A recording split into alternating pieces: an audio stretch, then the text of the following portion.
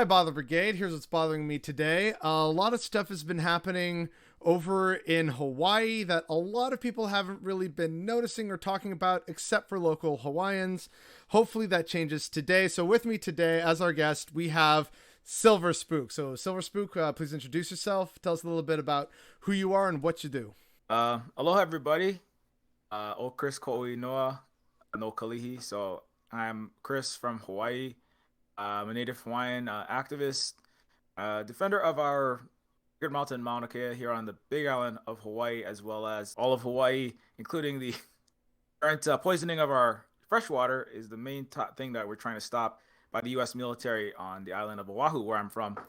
And yeah, so I'm a native Hawaiian activist. I do uh, mostly a political action. I try to do as much education as I can on YouTube, Twitch, the Twitter, and other events, and also going to direct actions as well as in my the thing that makes the most money so that we can keep having our lights on is making video games. Though actually, I'm a computer programmer, game developer, making games like that one. And by the way, this is the Kanaka Maoli flag. That is not the actual flag of Hawaii. If you're curious, we'll be talking, I think, about some Hawaiian history and Yes, you indeed. know issues. This is the actual Hawaiian flag of the Hawaiian Kingdom, which is illegally occupied by the United States Empire since 1893. And so this flag has a Union Jack. I don't put this up always because it can be a little bit confusing. Why does it have a British flag inside of it? But Right. um, anyways, I'm sure we'll get to that at some point. But yeah, that's who I am. All right. Yeah. Well, that's a lot, and I'm sure for those listening, they're thinking, wait, what's this about? Like water and occupation. So I guess for starters, we should do a little bit of a history lesson for folks because it does kind of seem odd with America already being a colonial project. They kind of went further than the West Coast and over to Hawaii. So why exactly is there that official Hawaiian flag with the Union Jack? Can you explain that for us, please? Yeah. So yeah, it's difficult to know where exactly to start. What you should know is that I think what most people know about Hawaii, or what they think of when they think of Hawaii, is the vacation Right. spot where you go for your your mai tais and the white sand beaches and tropical Yeah, paradise yeah, and exactly. It's the tropical paradise, right? Everyone wants to honeymoon there, etc. yeah. So the actual place that is Hawaii is kind of basically buried by like just a mountain of advertising for the tourism industry, which is mostly what people in the I would say people in the West or North America certainly, and much of the world see it as that. Inside Hawaii, as for the native Hawaiians, number one, there are native Hawaiians such as myself that still exist. I think a lot of people in North America at least recognize there are indigenous people in like places like Canada, the U.S., Hawaii. Some people think when you say, "Oh, I'm Hawaiian," you think, "Oh, you're like a Californian or like a Michigonian or like if you're in Canada, Right. like a Torontonian or I don't know what they call themselves there, but right, Albertan. or Albertan, right? But for being Hawaiian, a native Hawaiian is another name for what we call ourselves is the Kanaka Maoli. We're actually related to the Maori, which is basically almost the same word for the native indigenous people of New Zealand.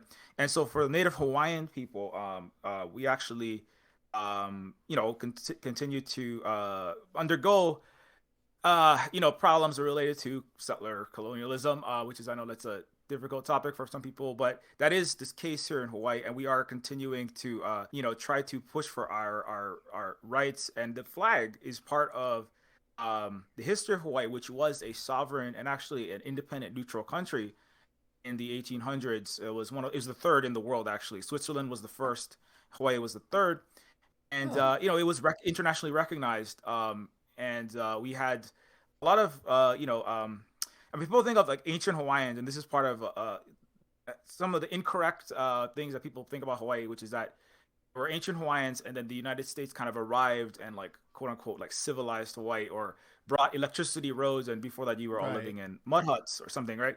Yeah. But the Like reality didn't. is, Yeah. yeah, Sorry, but I think I remember a historic tidbit at one point. Wasn't your like royal palace? Didn't it actually have electricity before the White House did, or something like that? I'd heard something like a little historic tidbit like somewhere on the internet years ago about that. Yeah. Just some quick. I try to make it quick, but it never is with me. But just That's fine. We got time here, my friend. It's all good. okay.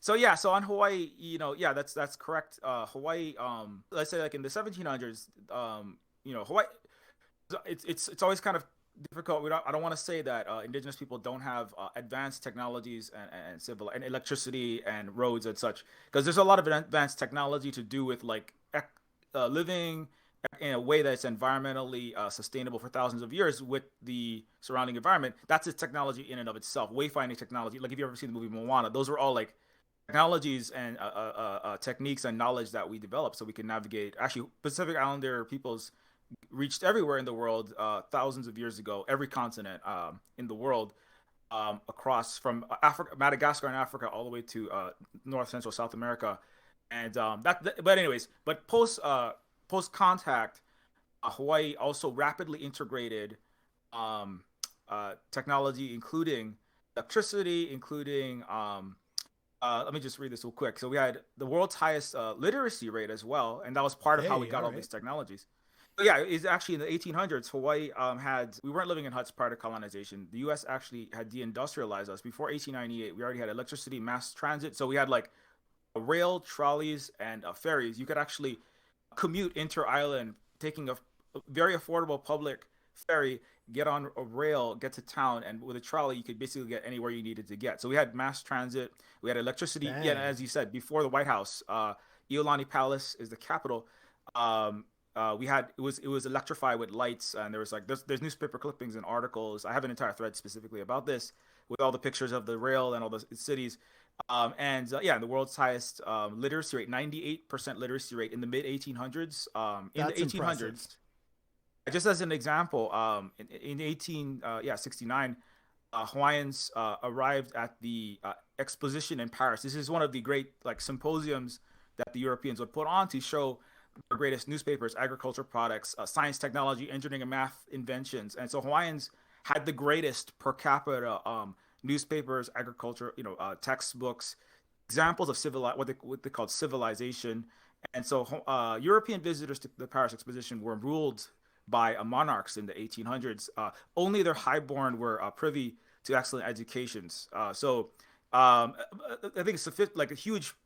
The majority of the population of the United States and Europe basically like could barely read, if they could read at all. Whereas 98% of Hawaiians read, and often read in bi or trilingual manner. So we could like read English, Hawaiian, often a third language. The head of Hawaii, the president of Hawaii, basically Kalakaua, was the first head of state to circumnavigate the globe, and he was one of multiple that would be widely traveled. And the Europeans, and this is part of how we integrated rapidly a lot of the technologies, knowledge, and we were like internationally renowned as some of the world's greatest diplomats in this 1800s colonial time period, where it was a time in which, well, I mean, we'll get into the heavier stuff eventually, but basically, like, if you were not European, you were not seen as a civilized, advanced, modern nation. Yeah. And so Hawaii, as a people, physically, we were called basically the N-word in the United States. Our leaders, when we visited, like Kalakaua and Emma, to the United States, they were seen as black people, basically. So to be recognized as a non-white country in that 1800s colonial era was really an incredible feat. So the Europeans they didn't want to admit this, right? That at that symposium, they said the Europeans, the British, the French, and the German and American presidents and their aristocracy had to admit this island, Hawaii, is ahead in literacy, and the enlightened countries of Europe are behind it. So it's really like, and not to say like Hawaii, a point of embarrassment for them. Yeah, it was kind of, it was embarrassing. It was embarrassing. And so that's kind of, and I think there's something special to Hawaii. It's just kind of a confluence of history and events and the geopolitics of the time. And the Hawaiians did do an amazing job of playing British, French, Spanish, all of these empires against each other, and then incorporating rapidly the technology. And a lot of that is Hawaiian culture and values and aspects and a thirst for learning and knowledge. That's so actually, like so then like to sort of bring it back to the initial question about the flag and stuff. Is that why the Union Jack of Britain is on there to kind of be like, hey, no, we're totally friendly with what we recognize the world's most powerful empire at this point in time. Like, it's okay. Yes, you're welcome here. Yeah, trade and whatnot. Let us teach you. You can teach us. Blah blah blah. Like, was that kind of the reasoning why it's there on the flag? Good question, but yeah, the reason why, yeah, that's why I kind of wanted to wait to talk about that, because the Union Jack is there because if Hawaii in this time was not, if basically Hawaiians had a choice, they had read about and they had heard about what had happened to Native Americans, people, indigenous people, and all around the world, what happened to Africa, how they were enslaved, stolen from, despoiled, and Christianized. Their a lot, cultures were eradicated. So Hawaiians knew that they had to would have to make some sacrifice. Not sacrifice. They would have to make some changes, or they would have to deal with these people whether they wanted to or not. Because Hawaii is, it's again, it was a non-white country. It was less than 1 million people. Right? These are huge empires out of Europe, and so the decision was we're going to be allegiant, right? So Hawaii was allegiant to Britain, Okay. but they were neutral. So what that means is like allegiant, number one, that means you're not a colony. When you become a colony, you have a governor general, and basically, like New Zealand for a period of time was a colony. Yep. One of our relatives, right, south of us, they were a British colony. So you have a governor general. You are run by, for, and of the British monarchy for the Empire of Britain. So Hawaii would like be allegiant to Britain, and the part of the flag. So they would work with Britain, although not exclusively. They were neutral. So for example, Switzerland is another country like Hawaii that was neutral. A lot of Scandinavia for a long period of time. I mean, it seems like they might be changing their mind now, but a lot of Scandinavia was neutral. So they didn't like take sides in them. They didn't join the military alliances. They were neutral amongst the great powers and other powers of the world. So Hawaii did trade. Hawaii did commerce. There nearly were battles that broke out between the French and the British in Hawaii. For example, in the 1800s, there were Anglo-Saxon.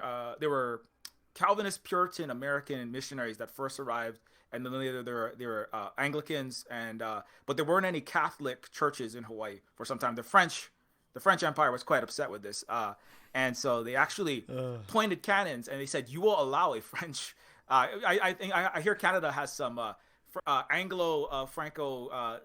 Sometimes they have squibbles. In Hawaii, they're almost war almost started, but there were some conflicts where the French said, "You will have a Catholic church," and then they pointed guns in the harbor. And so basically, the Hawaiians had to balance all of these different empires out, and part of that, and also like it was a really difficult trick to be honest. It's like a really not a miracle, but I think it's a testament to the work and the skill that Hawaiians were able to not be colonized or eradicated the way that so many billions of people and continents were in that time. For 100 years, Hawaii was like a neutral country equal to European countries until, well, technically it still is under international law. That's another story. But so anyway, get into long that story soon, short, yeah.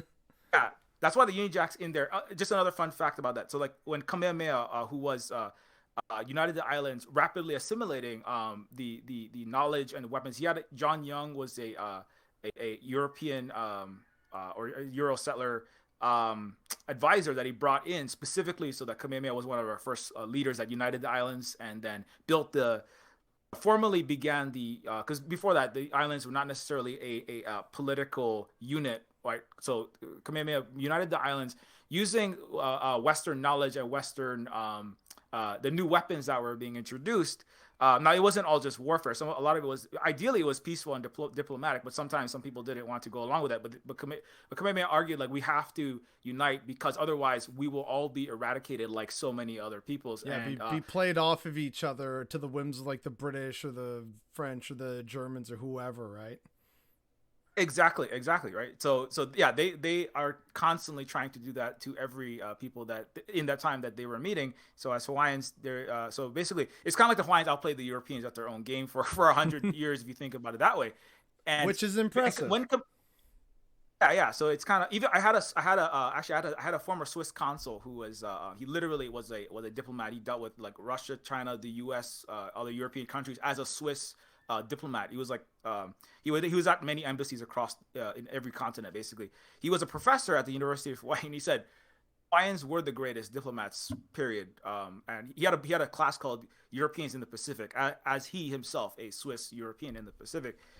He said Switzerland, who have survived so many, centuries, at least two, as a neutral country, was difficult in Europe. But he said, at least we had the benefit of being European. We were white in Europe, but Hawaiians to survive neutrality in the 1800s was an incredible feat. And he actually like went through how they. Coming back to Kamehameha, he dressed in one of his famous paintings in I can't remember the exact specifics of it, but essentially he had what was like a Russian sailor's outfit, a British flag behind him, and a French hat. So he had like all the Okay. attire of all these different empires, right? And so I think like a Spanish. There's something represented There's in this some painting. Spanish there because like Magellan or some asshole from earlier. Yeah. Yeah, and so basically, to kind of say, you see, we are civilized because our men cut their hair short, right? That's civilized. We have 21 gun salutes. We have look at our attire, kalakal, and, but also we love all of you equally, and you should really keep it that way because you don't want to accidentally. So because it also the British, these empires at the same time as they kind of hate each other and they're dividing the world up for their own that continent on the west of Asia, but at the same time they don't want to unnecessarily cause problems where they don't need to. And so it was anyway, so the history of that period of Hawaii is full of that kind of like just trying to outplay the Europeans at their own game. And yeah, but anyway, I'll stop there. I could go on forever. No, hey, but like I said, we got time. I'm loving this. I'm hoping my audience is also loving this. One thing I would like to add to sort of the context, right, is Hawaii is more or less right smack dab in the middle of the Pacific Ocean, which is why so many other European powers wanted it in terms of, okay, we can stop and resupply here, and then we can redirect to North America, South America, Australia, Southeast Asia, Northeast Asia. Like, we can go anywhere from Hawaii, right? Which is why it was so crucial and why everyone was really fixing in on Hawaii with like, oh, we wanna, ooh, can we take these islands because so useful and in the middle of the ocean, which again speaks to what you were just saying about the skill of the Hawaiian diplomats to basically manage to be neutral for well over a century during like the height of the most recent period of colonialism where they were just gobbling up Africa and Asia and Asia Pacific just everywhere, like no one was safe, and yet Hawaii survived for a long time, which is very much impressive.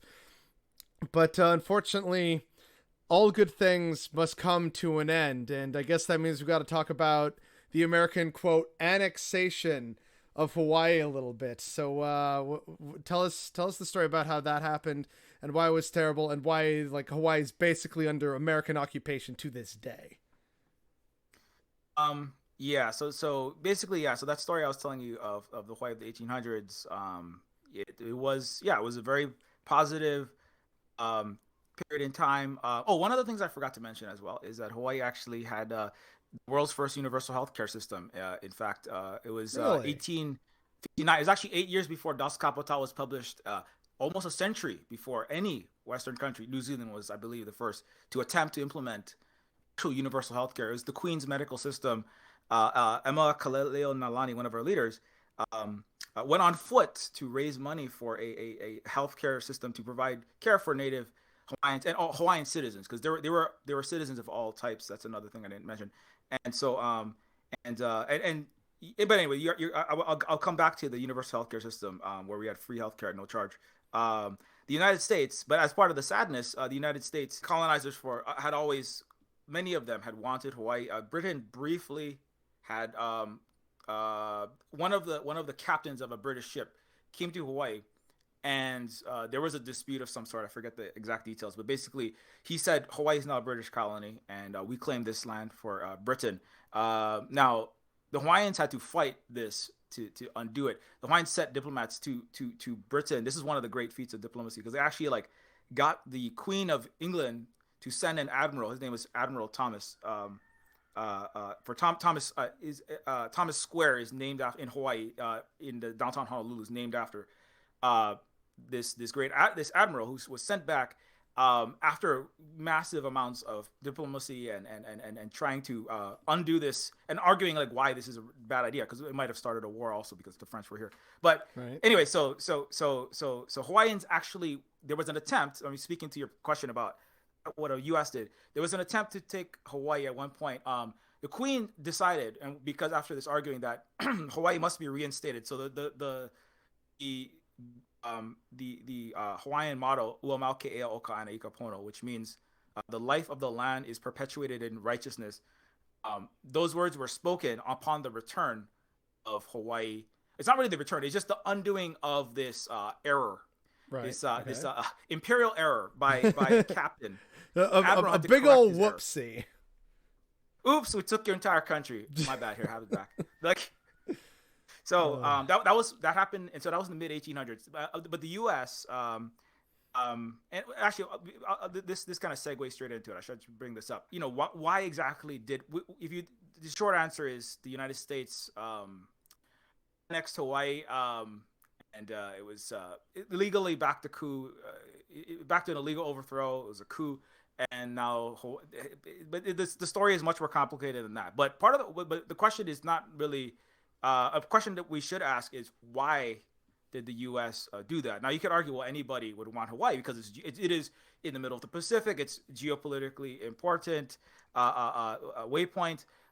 Its side is directly related to why our freshwater supply in Oahu is full of F-35 and F-22 jet fuel. It is because of the location of Hawaii. But more specific, but there are multiple reasons. One of the things is sovereign country of Hawaii. Economically, Hawaii had basically no homelessness, had universal health care, had a very again, mass transit. A lot of things that Americans wish they had. You know, good transit, healthcare. So the infrastructure was up. All these things. Also, Hawaii also was more advanced in the sense of, the U.S. has it in its enshrined in its constitution, right? The equality of peoples upon and no discrimination on race, on gender, and on all these different vectors, right? So they say that there's racial equality in the United States. It's not looking with terms and too conditions attached, though. Let's be real here. Yeah. It likes to trumpet itself as such a great place of the light on the hill, right, of equality. But the reality is that when the U.S. had slaves, black slaves, Hawaii had full African citizens. In fact, there are in this story that I have a picture of a citizenship of Hawaii certificate for an African person who was born in Africa, became a slave in the United States in the mid 1800s, and upon arriving in Hawaii, his name was Moses Allen. I'm reading from his certificate. His certificate of citizenship. I think I've heard that name before, actually. Yeah. So he might be one of the first or one of the African people who became full citizens when America had slaves. Listing Africa as his native land, October 1st, 1869. And that's from the courtesy of Hawaii State Archives. Anyways, so my point is that Hawaii had full citizenship for African peoples, black people, Asian people were chained up to build U.S. and Canada's West Coast. They were called coolie labor. The British Empire, all of India was basically in fact, servants. there's a legend, I think, here in Canada that when they were building the railroad west, for every, I forget if it was mile or kilometer, but I think it's like for every mile of track, there's a dead Asian Canadian behind it, which when you realize just the vast size of this country, it's like, so that's thousands of laborers dead who were obviously, they weren't paid, they weren't given proper equipment, they were often given the most dangerous jobs, also that we could, the nation of Canada is tied by a ribbon of steel to connect, the colonial west with the colonial east, and never mind the Asians who actually built it to make that colonialist project happen, right? Like that's not often mentioned in our history books. There might be like Asians were very good at building in the U.S. It's they were very good at building railroads. Then we mass lynched a lot of them, and then we made them all. This is a thing. I'm actually part Asian. History myself. is depressing. Yeah. It is. It's like you know, it's hard to get through it. That's why I put a lot of comedy in like video games because it gets real serious when you know. Anyways, but I'm actually part Asian, and part of our history, as I'm a Japanese specifically, but culturally I practice a lot. This comes back to my point about why the U.S. Another reason why they wanted Hawaii, which is that the when the Asians were being used basically as very oppressed labor, and then they often died. Building these railroads on the west coast, the Hawaii had also full citizenship for Asians. After the U.S. annexation, that went way downhill. There were a lot for Asians specifically, and also for Native Hawaiians, of course. So Hawaiians, and part of this has to do with the way that Hawaiians saw. Ra- um, this is a complicated one, but it's basically like the way of the Western conception of the races, which are also kind of tied to your intrinsic characteristics, right? So that a lot of the writing of the 1800s, right? There's the hierarchy of races, of course, with the certain ones from a particular part of the world being on the top, and then there are the lesser races and the China's Britain surpassing China in GDP. That I didn't bring up the fact all of the opium wars and all of the thieving and all of the enslaving that they did in Asia. But Britain and the Europe viewed because China and India were the two biggest economies in the world, and then Britain surpassed it in the 1800s. And they said this is a result of the degeneracy of the Asian races. So the economic losses, basically you're stealing their stuff and you're enslaving them, is justified scientifically, right, in Western biology, sociology, history as race. The genetic breeding was declining, which is why they were getting poorer. And this is the racist colonialist history that's in the capitalist history that's all tied together. It's really disgusting. Yep. But Hawaiians and while we had the Union Jack and the flag, we dressed up with the British monarchies, golden tassels. Our leaders, actually they were called kings, but actually elected, and they actually acted more like our ali'i, which is the Hawaiian word. It basically means steward. It's like a leader, but it doesn't really equate to a king, a president, a CEO, a boss, a slave. It doesn't really have an equivalent in the Western world. And so but again, Hawaiians had to call themselves a kingdom because Britain had a kingdom and a monarchy. But internally, Hawaiians didn't view Asians and African people as different, lesser people. Your Hawaiians.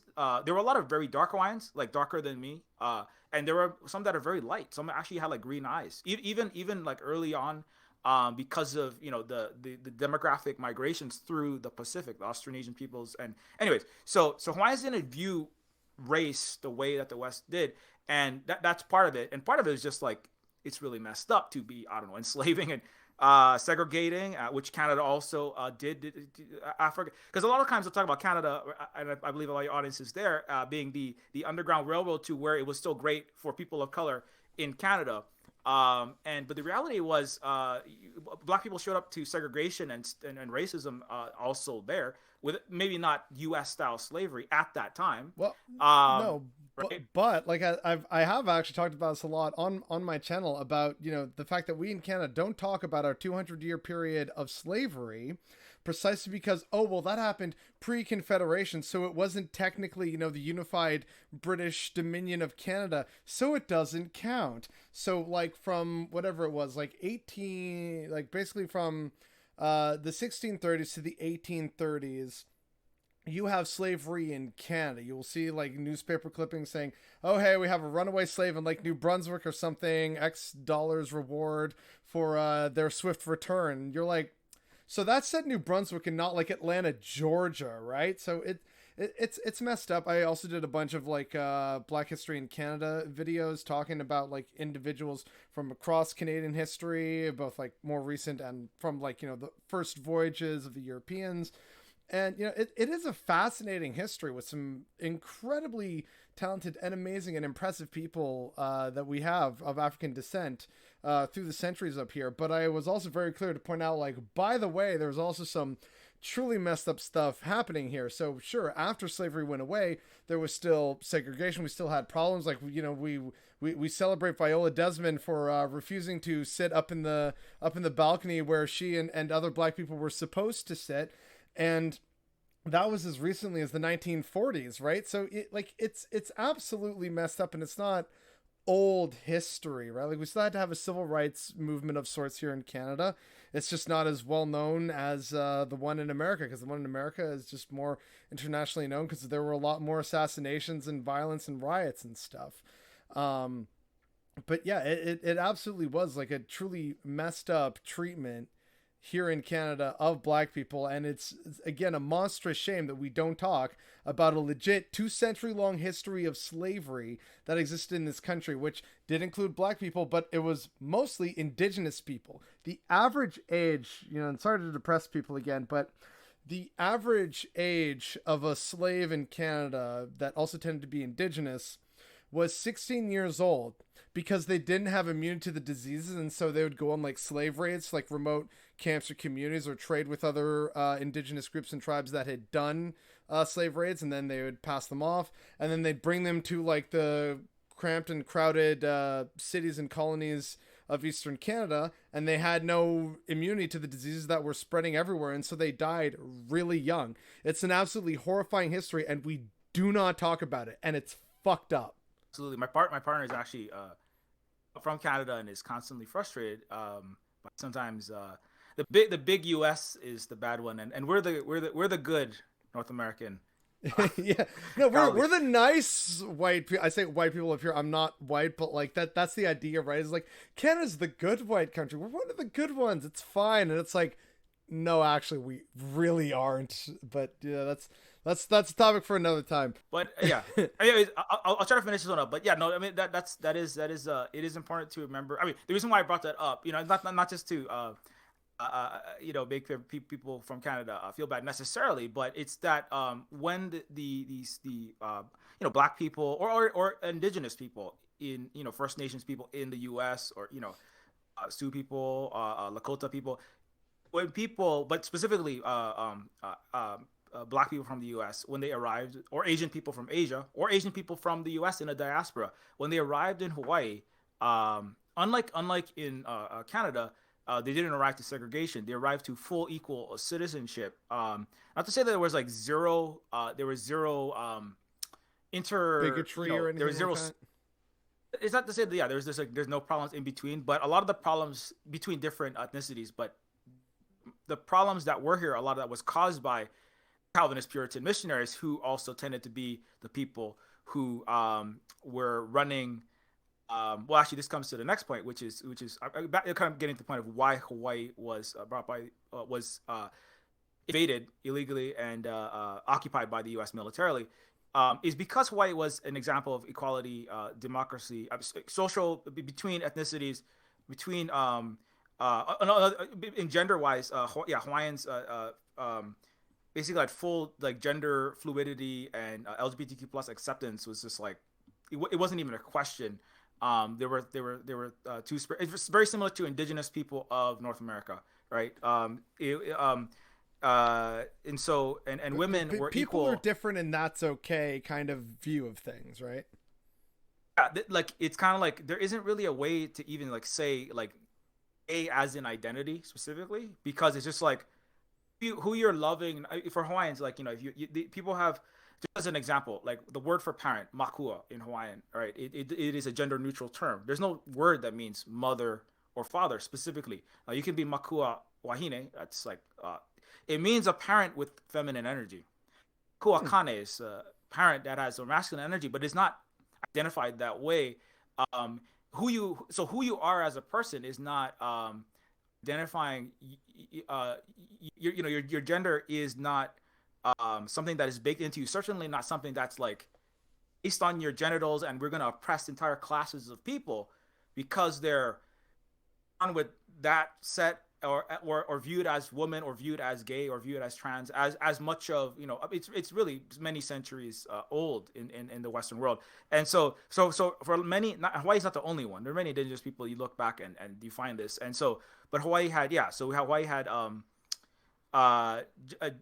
gender equality, racial equality. It had again actual like existing like democracy in the sense that the people's needs were being met, which is it's another way that it's a controversial view of like how to tell whether the country is at because U.S. has a lot of voting, but not a lot of people getting their basic needs met. And including the U.S. troops stationed in Hawaii who are getting children are getting poisoned. So I don't know. I don't see how right. So but Hawaii actually had all the needs being met and also had elections as well. And Hawaii put the West to shame right with its literacy rate. So it was embarrassing for Europe. And also they were actually pushing the universal healthcare and the mass transit systems were part of this a socialist push. Actually, Hawaiians and Asians often would work together. I mean, and this comes back to why I'm actually descendant of the one of the early worker cooperatives that's in the left and the West. That term is very becoming more common now. But basically, these are Asians and Hawaiians who had a very similar organizing labor, which is without bosses, basically. For Hawaiians, we had what's called an ahupua'a system from the mountain to the sea.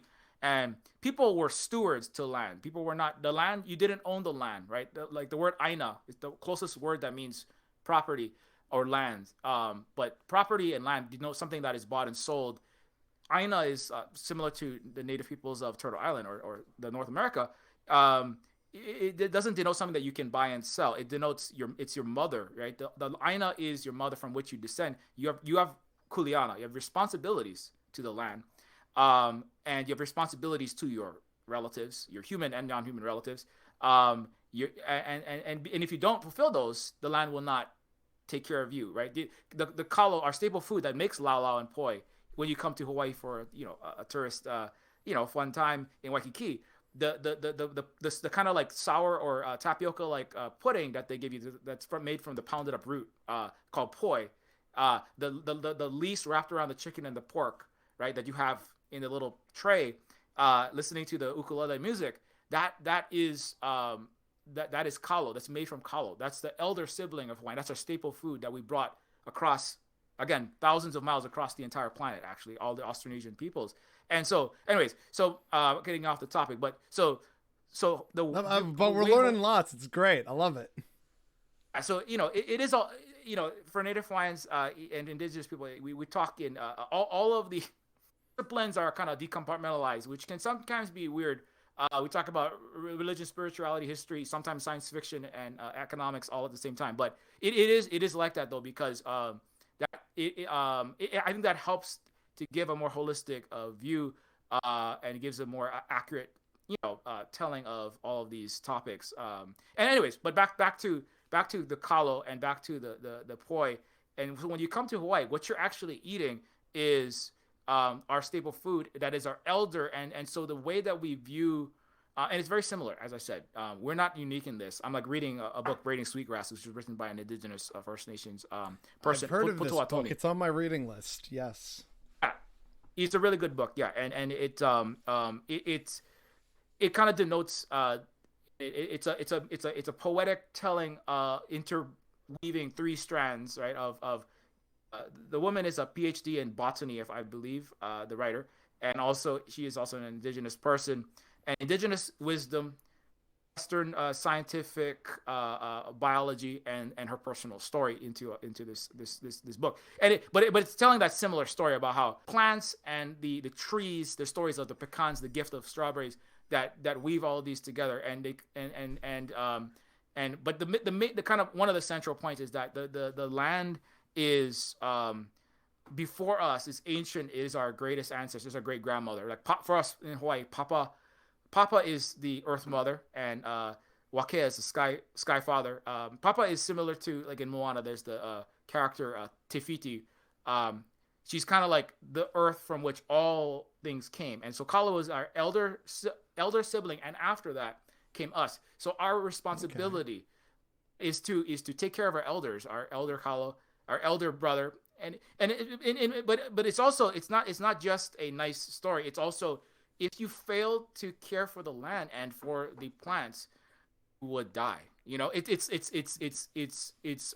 a survival knowledge. It's very important for the people, because it is time you could easily, famines were still a thing. What happened in a lot of Asia and the Pacific, you could run out if you failed to manage the resources properly.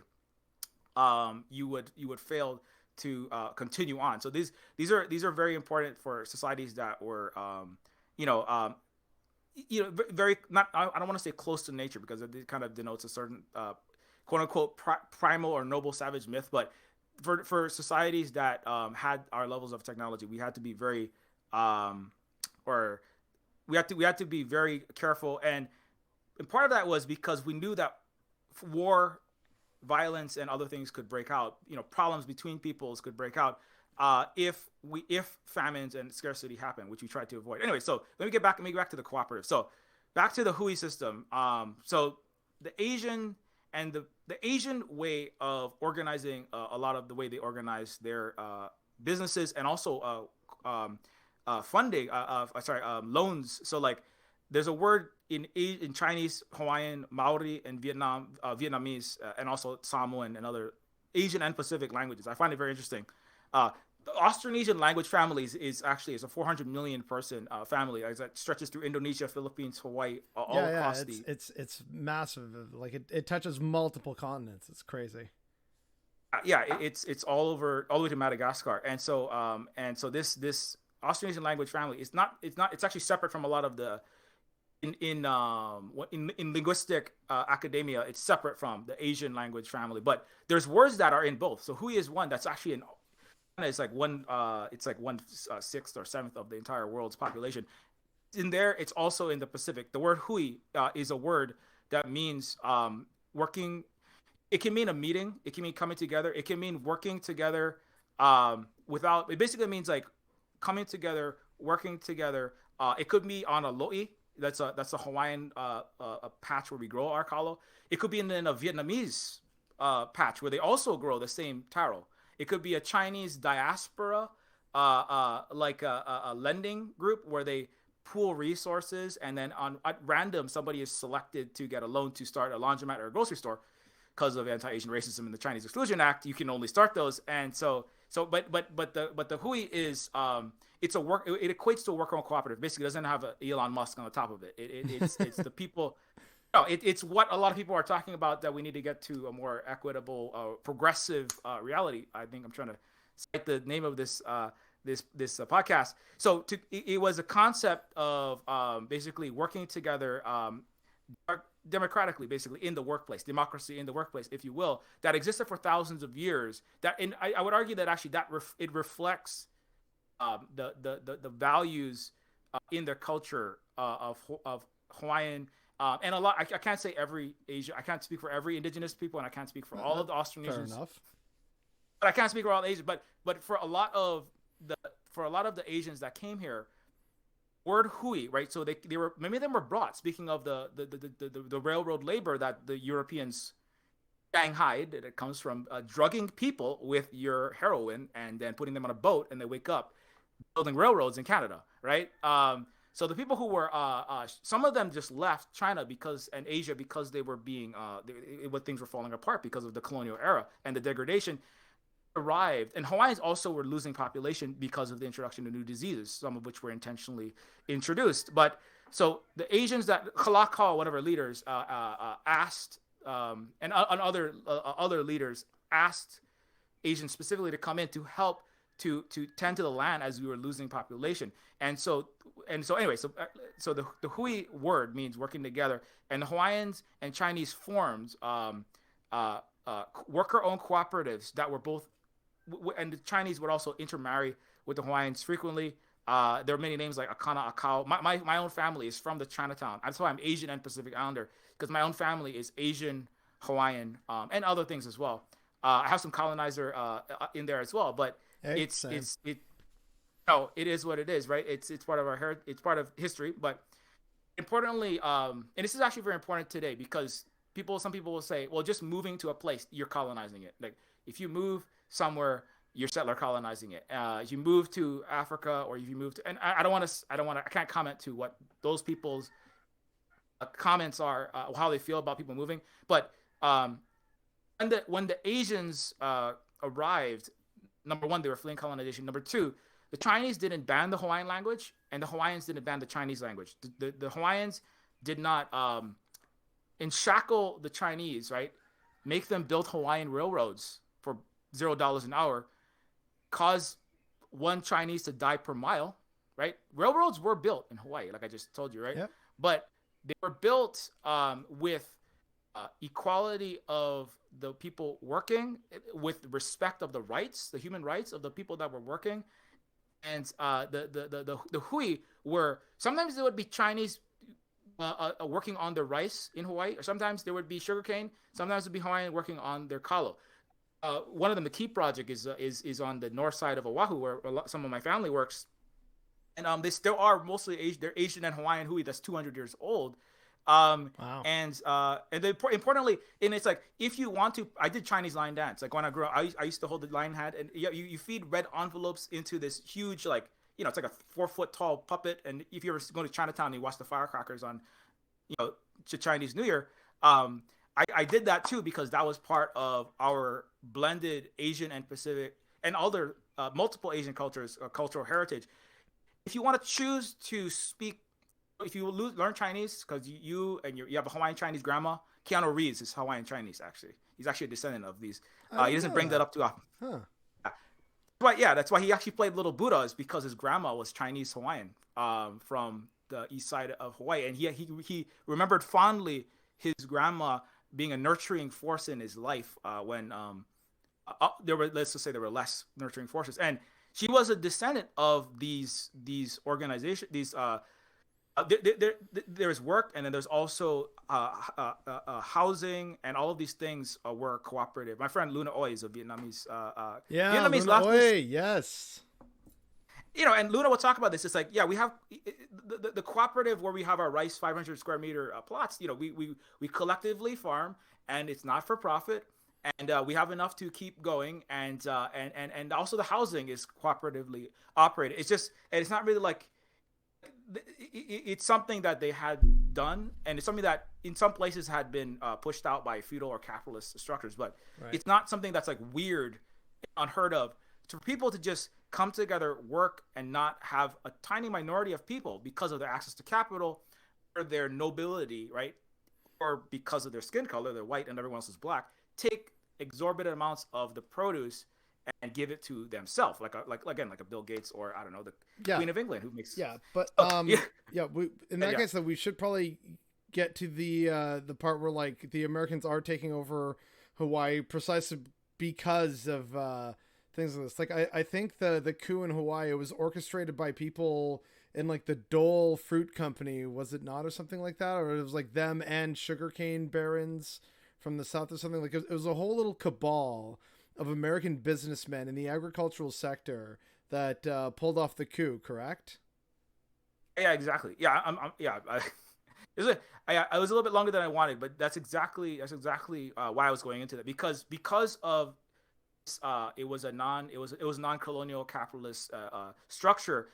There were some it was a local capitalist sugar plantations, right, who used the coolie labor, who intentionally inserted racism. Like, for my aunt to this day will say all kind of weird things about Hawaiian. She's actually Hawaiian and Asian, but she's a little more Japanese, right? But she'll say, like, oh, you can't trust those Hawaiians. They're all out to get us, and they all these. I'm like, Auntie, why are you saying that? You're like part Hawaiian yourself. She doesn't know. But part of the reason why those kind of like, the Chinese are all stingy and they're gonna cheat you out of your the white and often Puritan, but not necessarily capitalist descendants of. A lot of them were like Yale, and they were Yale, early Yale, missionaries from the 1700s. Those descendants who ran it as racialized capitalist structures, they didn't like, right, these cooperative Hawaiian Asian, and Hawaiian and other Pacific Islanders and Black people being equal and getting a full wage, right? So that's exactly why. That's one of the reasons, right? So that's one of the reasons why Hawaii was illegally occupied. There was a collaboration between those sugar barons, Dole, United Fruit Company type peoples, Dole and his pineapples. United Fruit Company, right? So those people who were the pineapple is not native to Hawaii. Some people, you think of Yeah, Go yeah. to a lot of pizzerias, right? Fine. Oh, You can fun fact: find Hawaiian pizza was actually invented in Canada. yeah, Hawaiian pizza was invented in Canada by a guy who wanted to make a lot of money making these pineapples, which are not native to Hawaii. They were brought here by European colonizers in South America, right? Like Dole. Yeah, like it's And actually native to Central America, Costa Rica specifically. I think is where they trace the ancestry of the pineapple. yeah, exactly, right. It's similar to I think all potatoes in the world come from somewhere in South Peru. I think is most of them. Yeah, And like so it's pineapple. somewhere in like Peru, Bolivia area there. Yeah. Yeah, exactly. Yeah, and so the pineapple barons like Dole, the sugar oligarchs basically, or would be, they wanted to be, and so this is how you can kind of tell like Hawaii was like in a left direction. They were not. They were still trying to resist. I mean, kind of like Vietnam or Cuba or anyone trying to resist imperialism and capitalism and these things today. They were trying to resist it, and so the sugar barons were not happy with um, because if imagine Elon where all the workers get one vote and there is nobody taking any, imagine if the maximum wage of the maximum earner like at Mondragon today, which is I think it's the CEO at most is not a CEO, they're elected by all of the workers, can make 4 times more than the 4.5 times or 6 times more than the average worker, right? Elon makes 2.5 million times more than his workers. Yeah, it's ridiculous. So it's basically unlimited, and so if that Hui system, right, and also the universal healthcare and also this public infrastructure, all the things, right, that are publicly benefiting all the people, but not that is potential profit that could be going to a tiny minority of the capitalists at the top, disproportionately white. So those people were really upset. They said we can't allow this Hui system. We can't allow these Hawaiian basically socialists, but wearing crowns and wearing pictures in front of yeah with the British flag, right? So it was this real it was a real trick to get that, like, at least like socialist in practice going in the face. That's a whole other level of like amazing how they did this. But anyway, that's why the American got the American Mr. McKinley, January 14, 1893. The white business community, that's the capitalist oligarchic community, met in a corporate office in Honolulu to plan a coup against Queen Liliuokalani, elected. They were not sure how far they wanted to go, but they knew that they had the support of the chief U.S. diplomat in Hawaii. Hawaii was McKinley. President McKinley has literally said, and I quote, "We must have Hawaii to get our share of China." That was his quote. So the fucking McKinley, again, man. Ugh. Like chopping up. I mean, again, what Europe did to Africa, that's the same way they viewed all of Asia. We're gonna chop it up like a piece of cake, and the French, you can have Vietnam, and you can have Tahiti, and Britain is getting Britain had their Hong Kong, and anyway. So my point is that like this chopping up, viewing all of not just, I mean, some people understand that what happened in Africa and a lot of the Turtle Island was definitely an amazing, horrific. Just kind of carving up these countries, taking their people and all the resources, right, and sticking it in someone's pocket in London or New York or sometimes Toronto, and so but this same thing happened in Asia, and so Hawaii for America, right? Britain had their Hong Kong as a platform. It was as a fancy resort for rich British, and there's actual pictures of the Chinese carrying, and this is another shared history of Hong Kong and Oahu specifically, right, Honolulu specifically, but there was pictures of like, see the Riviera of the Orient with Chinese people like carrying British people on their back, and that's like if you're a wealthy lord or lady or an officer in the British military, you could come enjoy that while you're overseeing your investments, right, or your opium war and your narco trafficking for the silk and the tea and the copper and everything else that Asia can offer you, and you're overseeing those these international big imperialists in New York City said, we don't want to let Britain take all of China for themselves. We, the Americans, are a great empire now. And this was when America was ascending. There were pictures of, Mr. Roosevelt, the other Roosevelt, the older Roosevelt. Teddy Roosevelt. Teddy Roosevelt with his big stick, right, coming for the Philippines, right, taking his Philippines, taking his Hawaii.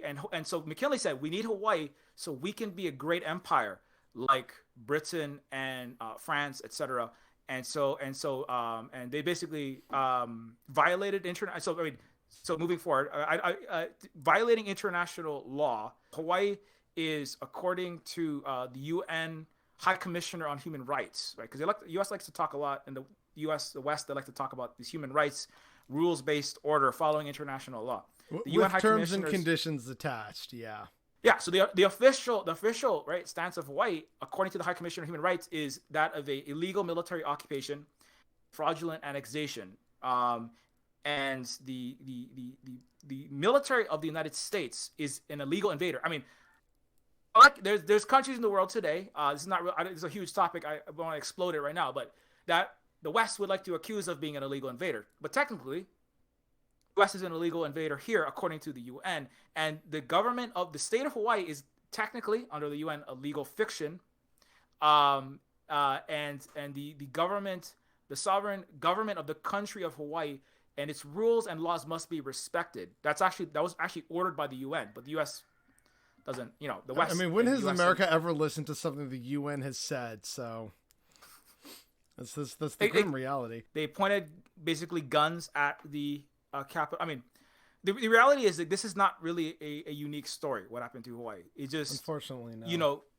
You think people think of. I mean, if you're from anywhere in the global South, you know this story. Oh my God, they showed up in your country.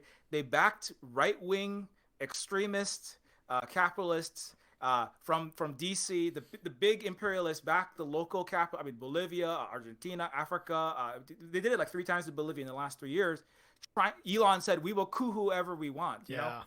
The thing is, the Elons of 1893 said, "We will coup whoever we want," namely Hawaii. Basically, that's what it is.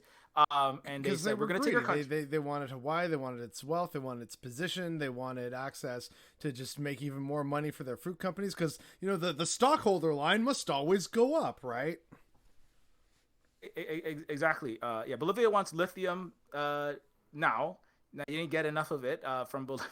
And similar story as well. So Bolivia, very similar. Actually, I think that was in one of the threads, which is part of the reason why Elon wanted to back the U.S. And the empire, backing the far right and getting that country cooed, and their extremist and neoliberal U.S. and capitalist-friendly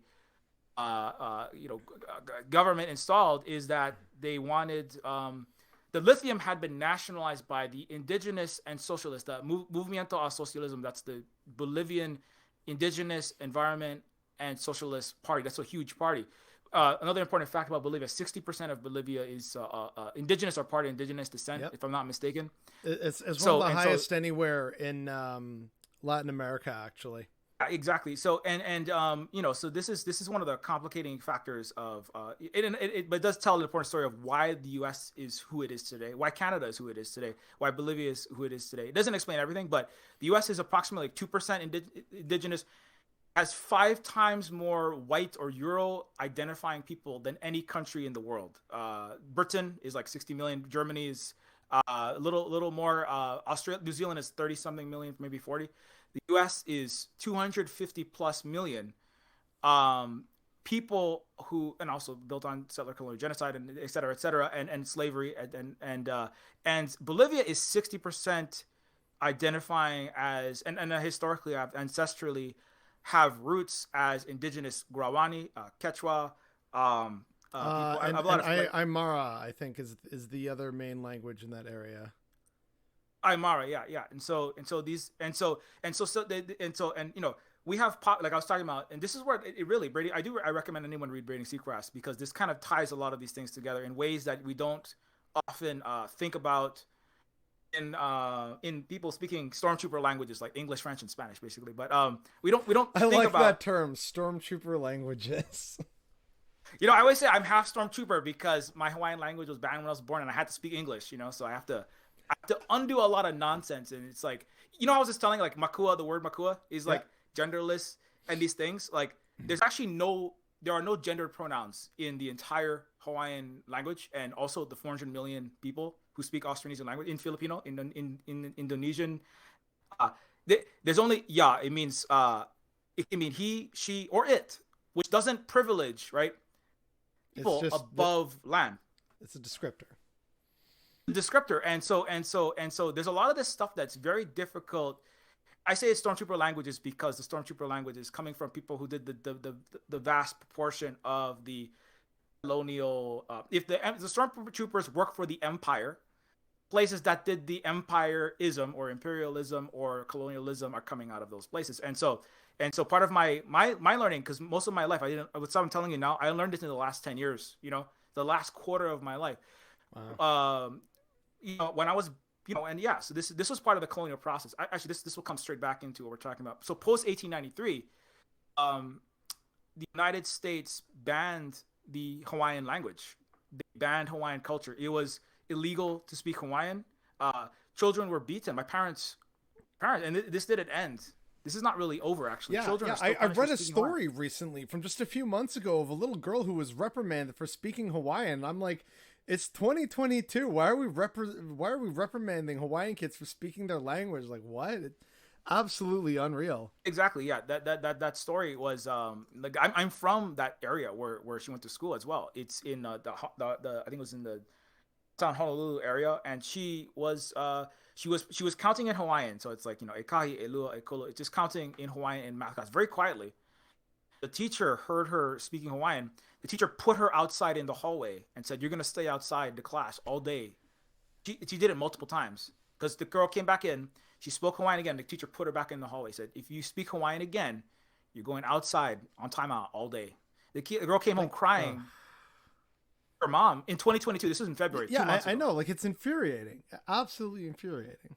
And so yeah, and that's another important point, which is that people think of I don't know who all the audience is, but I obviously you got to have a little bit of left inclinations, and I don't know if you know this, but colonialism, if you don't, colonialism is not over, and that the racism that comes with that is not over, and this is part of the thing when people don't get, and I don't like blame people for not getting it because I didn't.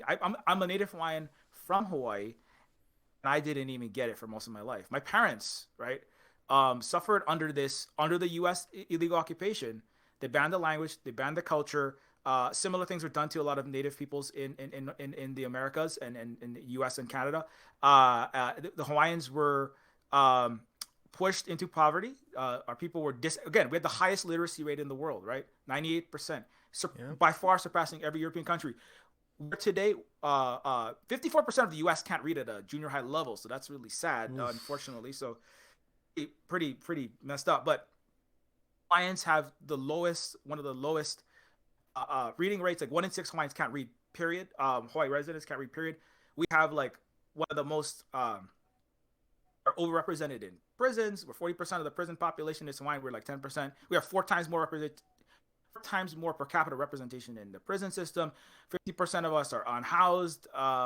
We are the most. Yeah, we have the lowest life. Hawaiians also had one of the highest life expectancies pre-contact. By the words of Captain James Cook, he wrote, and I quote, "Hawaiians in these islands live some of the longest lives, and they of incredibly robust health. I see people in Hawaii that live, people who had to be at least 100 years old. This was Captain Cook in the 1700s. 100-year-old Hawaiians still like in good health. A lot of people look at Okinawa, which actually the indigenous people of Okinawa, which is an indigenous people, the Uchinanchu and Shimanchu people, their people are actually directly related to us as well. We share a lot of words, and culture in common, and we also share the fact that we will also share U.S. colonialism in common, and also Okinawa is under Japan and U.S. The U.S. is saying Japan. Make those Okinawa people stick missile. Make those Okinawa people stay down and be crushed by our U.S. missile bases, okay? And the Japanese get because it's part of America's policy of encirclement for China, right? That's why America's in South Korea. It's why they're in Japan. It's why they support Taiwan. They say, "Oh no, it's totally not supporting Taiwan." It's like you support Taiwan, like it's all around the rim there, right? It's part of encirclement. Exactly, and so Hawaii is the we have that in common. A lot of the Asia Pacific is just like it is like basically I believe it is the most if I'm not mistaken. I could be depending on how you count, but it's basically like for the amount of land and the amount of people and the amount of resources the U.S. puts, it is the most militarized place on the planet. Is the Asia Pacific region, particularly that region right around China. And so yeah, so the people there live long lives. They have historically they live to be 100 years old. You'll hear like puff pieces in like the New York Times. Oh my goodness, how do they live so long? Did they just like they like frolic out in the woods, or they like singing to their grandmother on a whale, riding whales, like some kind of They all dance around the maypole. Yeah. That's what it's like. What do they do? And it's, but part of the secret, is no, it's pretty basic stuff, but it's like caring for, it's what aloha actually means. It means a deep, wide ocean of love. It's like indigenous values. It's caring for everyone, regardless of who they are, and also the land, your grandmother, and the animals, and the plants that are your relatives, that then care for you, and also, making sure everybody has all the material, and the spiritual and emotional needs met, and because stress, anxiety, and conflict, and unnecessary violence, there's still crimes of passion and stuff sometimes in like Hawaii and things like this, but there was no masses of people just suffering unnecessary inter-ethnic, interracial, and economic poverty, like homelessness, these kinds of things. And so all of that does help to increase the life expectancy in that region. And so Hawaiians had one of the longest. My point was Hawaiians had one of the longest life expectancies in the world, according to Cook. Believe the British had the lords and ladies maybe had 50 year life expectancies. Now, if you're a peasant, if you're from one of the not so nice places in the not in the nice city of London Towers, or not in the nice Windsor castles, your life expectancy was incredibly short. And so Hawaiians, and again, like all Hawaiians had these very long life expectancies. And so Hawaiians have gone from that, right, to today. Also, and I said, the world's first universal healthcare, Queen's medical system, Yep. that healthcare no charge. The United States intentionally, this is one of the vectors of genocide. They're actually, the United States is guilty of multiple sections of the genocide rubric under the UN. The United States is guilty of genocide against Native Hawaiians. Number one, they attempted to destroy the universal, and they did successfully harm and nearly eradicate the Queen's medical system. It was set up intentionally to provide healthcare at no charge. The United States intentionally defunded it. They said this cannot be allowed to stand. You need to have Hawaiians. You must have privatized American style healthcare. And that was part of the denationalization. So, and that's just so frustrating, right? Because it's like, no, you can't have this. Why? What's wrong with this system? Tell me exactly what's wrong with taking care of people on our own terms as a community or a society. Why is that wrong? Like, because like we want to make money from it.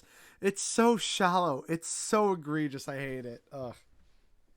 Exactly. And so, under international law, again, so genocide is deliberately inflicting a condition of life calculated to bring about physical destruction, and that's just one of these vectors. Of course, there's like the more serious, like direct killing, but just killing alone doesn't make it genocide. It has to be the intended killing, or making your condition of life, or your access to your history, your language, your culture, right? That's why they would take children. Right.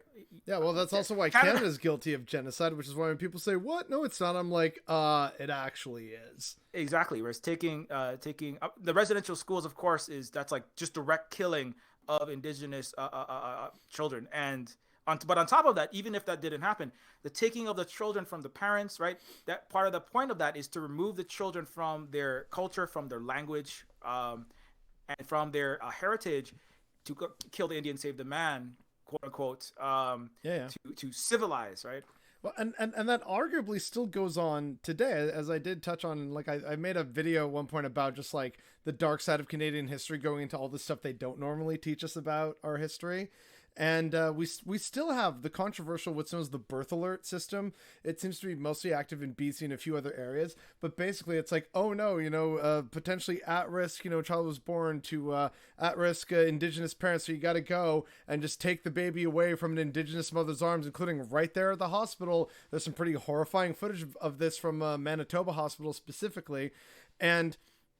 So many of these kids, right? And it's such a weird contradiction, because they will look at the situation that we've created, like we as a society and like an imperialist entity have created for indigenous people in Canada, and say, oh, well, no, look, see, you can't provide for the children, so we got to take your children and give it to people. And so they put the indigenous kids into like adoption in Canada, like they go into that system and like foster care and stuff like that.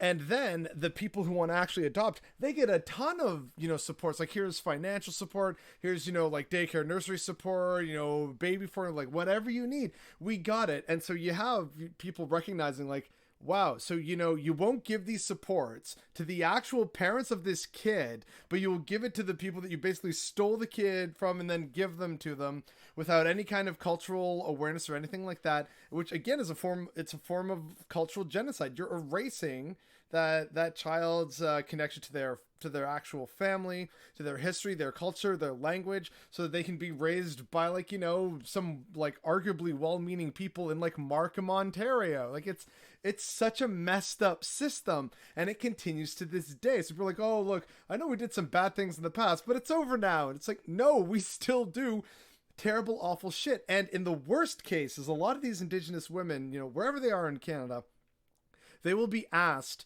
to sign like a form or an affidavit or something where basically they will not be allowed to see their child. So, like, they may be able to keep their child on the condition that they undergo treatment that renders them infertile, which is so supremely fucked up. It's like, hey, look, we're not going to let you see your kid until you agree to not have any more kids, because, like, we've seen your birth rates, and they currently exceed white people rates, and even though you're only 4% of the population, that makes us nervous, right?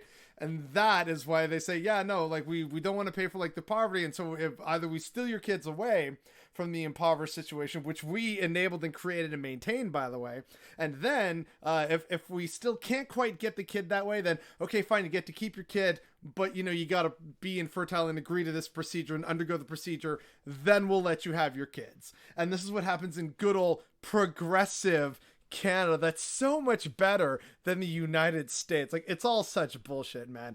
Absolute fucking bullshit. Oh yeah, absolutely. It's pretty. Like, one of my friends, Lasu, he does a stream. Like, he is one of the survivors of the '60s Scoop. Yes, Lasu. He's. I've been on a few streams with him. His knowledge is incredible, but his story. I remember he was sharing it on, I think, the Surf stream with thoughts on, they were raising money for Indigenous residential school survivors, and just his story. It's absolutely heartbreaking. And here he is today, right? It's not like we're talking to, we're reading the diary of someone from 100 years ago. This happened in living memory. Like, it's so supremely messed up. No, it's a lot. Sometimes, it's like I have to get the spoons up to talk about. I do have to get the spoons up. I want to talk about it like Sue, but I know we both have to kind of, it's a lot. It's a lot of trauma. It's a lot of relived trauma. It's the. I think ultimately, and that's a lot of what my game is. It's like it's to just give you the full frontal force of it with nothing. I have a lot of satire and comedy in the game and a lot of other fun stuff because it's a lot to deal with. And if you are Indigenous or you're a person of color or somebody who has experienced those things, because the game deals with all these topics, the main character is a social worker taking who you end up taking children from their parents because they're an ethnic minority for the benefit of your empire. And so it's very difficult, but we have to understand that I mean, if we want to have a quote unquote democracy, if we want to make decisions for ourselves and make the right choices, if we don't have the true information, right, and we think we're living in these utopias or very good and everyone, including all of our government, is well-meaning, or they made a couple errors, but mostly it's all good apples in that system, the police system, our businesses, our government. It's all, and if we don't have this information, and sometimes it needs to be told in the full. The emotional valence has to be there, and so I'm glad that people are hearing this, and also you should follow Sue as well. But back onto the Hawaii, so specifically the healthcare. So the healthcare, the language was banned. The country was the culture was eradicated, or they attempted to eradicate the culture. Children were banned. My parents' mother had her knuckles shattered for speaking Hawaiian in school. Good God. In the 1960s. Her knuckles, if you look at them today, they look like weird boulders, and her fingers are all twisted, right? She can still move her hand, but you can tell. And when you talk, mother is 70 years old. She's never going to retire. Or I don't know. I take it back. It seemed like she was never, but it seems like she might be finally getting over it. she went to a Catholic school, like the Catholic priests in Canada who participated in this genocide, and not only the Catholics, the Mormons and the public schools all this, but my mother and my father both suffered genocide, basic cultural genocide.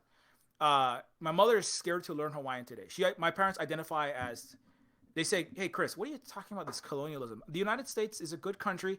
There were some nice Christians. They were pilgrims, and they had Thanksgiving with the children. And Hawaii was, we didn't have any roads, and we have electricity. We should be thankful that America came here." My mom is like darker than me. She has real curly hair. She would be black in the U.S. Period. Like she would be seen as just a black woman in the U.S. Period. She thinks of herself as an American. She thinks of herself as a Catholic American. She teaches at a Catholic school.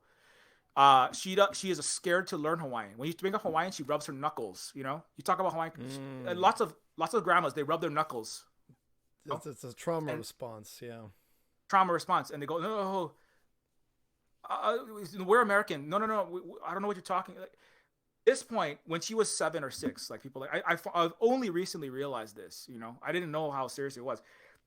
My parents were just like, "Oh, there was a little dirty licking." Dirty licking is a slang term in Hawaii that means when sometimes you beat your children. And a lot of racist, the fair-skinned Americans like to tell the story of how Hawaiian and Pacific Islanders, they just love beating their children because they're barbarians.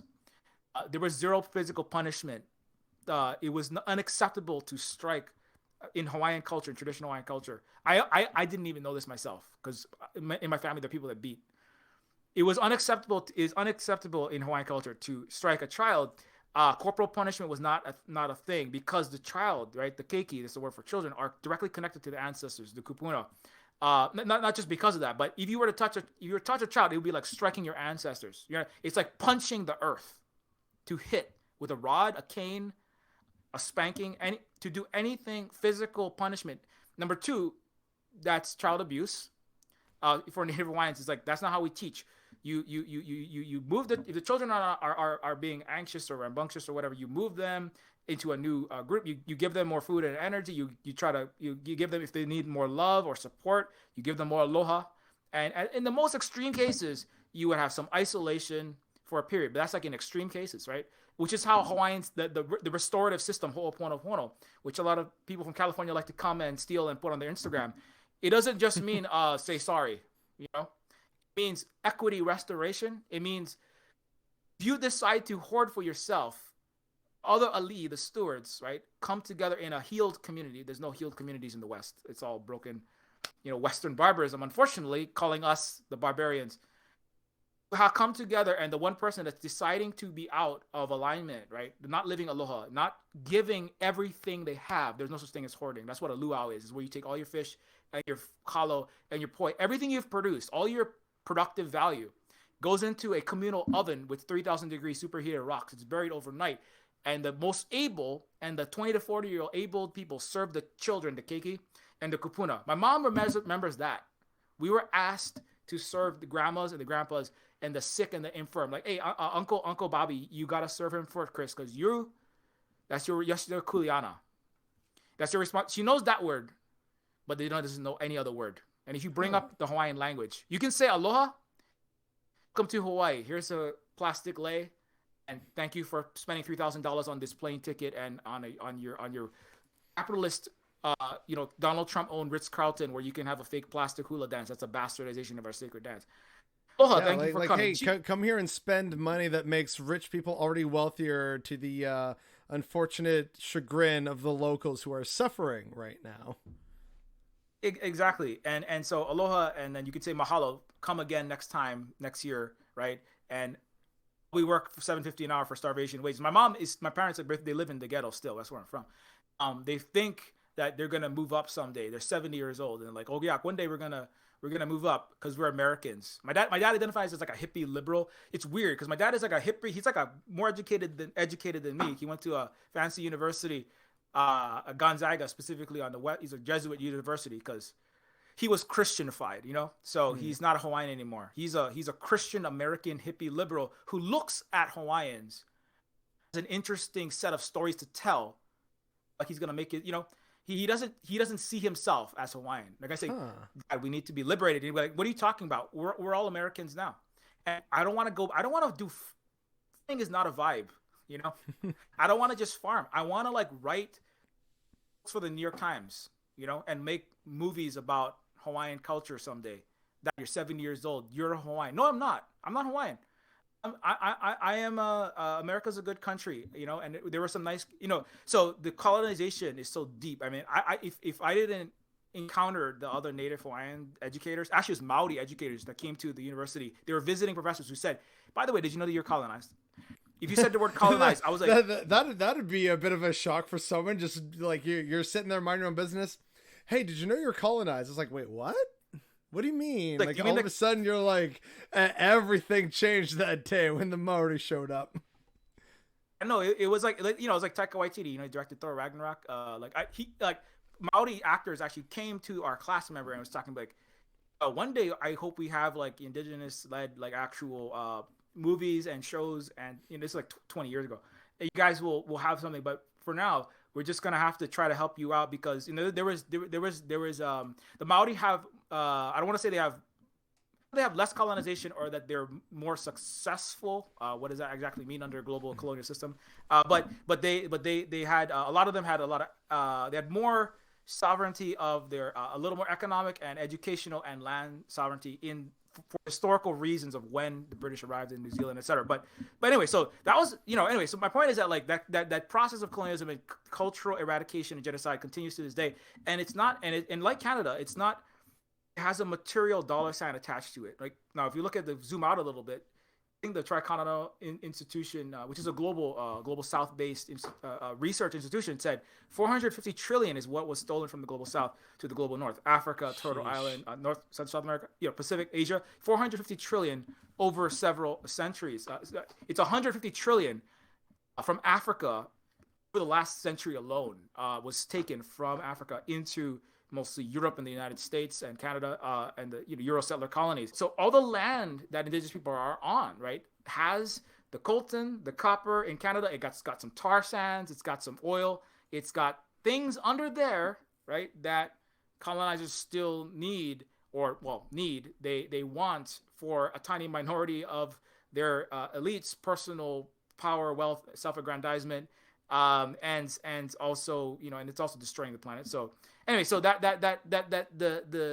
so Hawaiians, and not only, and Hawaii is and coming to the, I know I'm talking forever, I know, but I know it's all educational, but I do want to talk about what's currently happening in Hawaii at Red Hill, which is because you mentioned it at the start of, like, you know, Hawaii and our water. So yeah, there's and it ties into, like you said, about the U.S. military and like the F-22 and F-35 jet fuel. So yeah, please inform us dopes about what's going on with the Red Hill facility. Yeah, so you know, tying this into the present, right? So as I said, Mr. McKinley said, you know, we must have Hawaii to get our share of China, and that is not over, right? And it's not. It's actually the way, if you look at it closely, Hawaii is actually the headquarters of world empire, period.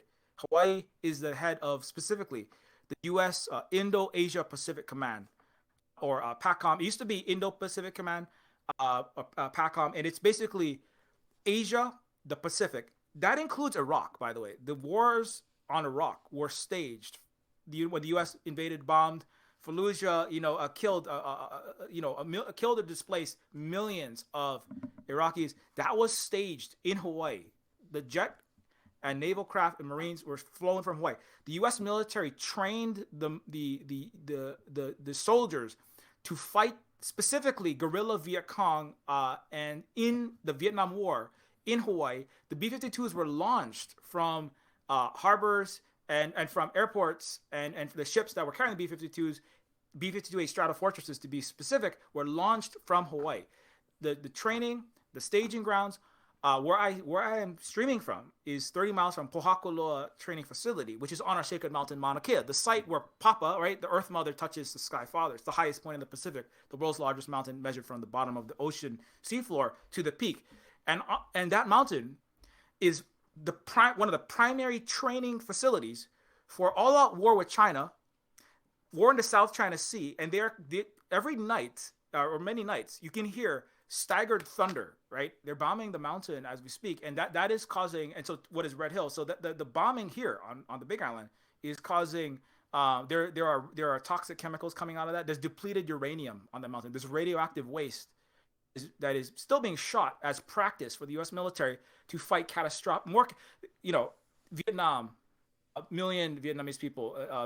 Just watch the Luna Oi's channel to learn more about that. Korea, the war, 2 million people died. Iraq, Afghanistan. These B-52s that were bombing in Afghanistan were launched from. They were bombing at the same time as Hawaiians were protesting for Mauna Kea, where they were desecrating our sacred mountain. That's one of the actions I was directly involved in.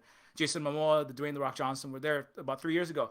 They flew those same B-52H Stratofortreses were flown into Afghanistan to blow up Afghan people. So my point is that the U.S. military is using Hawaii as it is still using it as a platform, a place to put its troops, its crafts, its jets, its F-35s that are all kind of broken nowadays. It's aircraft carriers, it's battleships, it's missile systems. It's the hub of American imperialism, Hawaii, basically. Exactly. And so the world's largest war games, the 26, all the NATO countries, plus a few. It's the world's largest war games, but they basically practice for massive war with not just China. It's really war with all of the non-imperial or counter-hegemonic countries that want to go against the Western U.S.-led hegemony.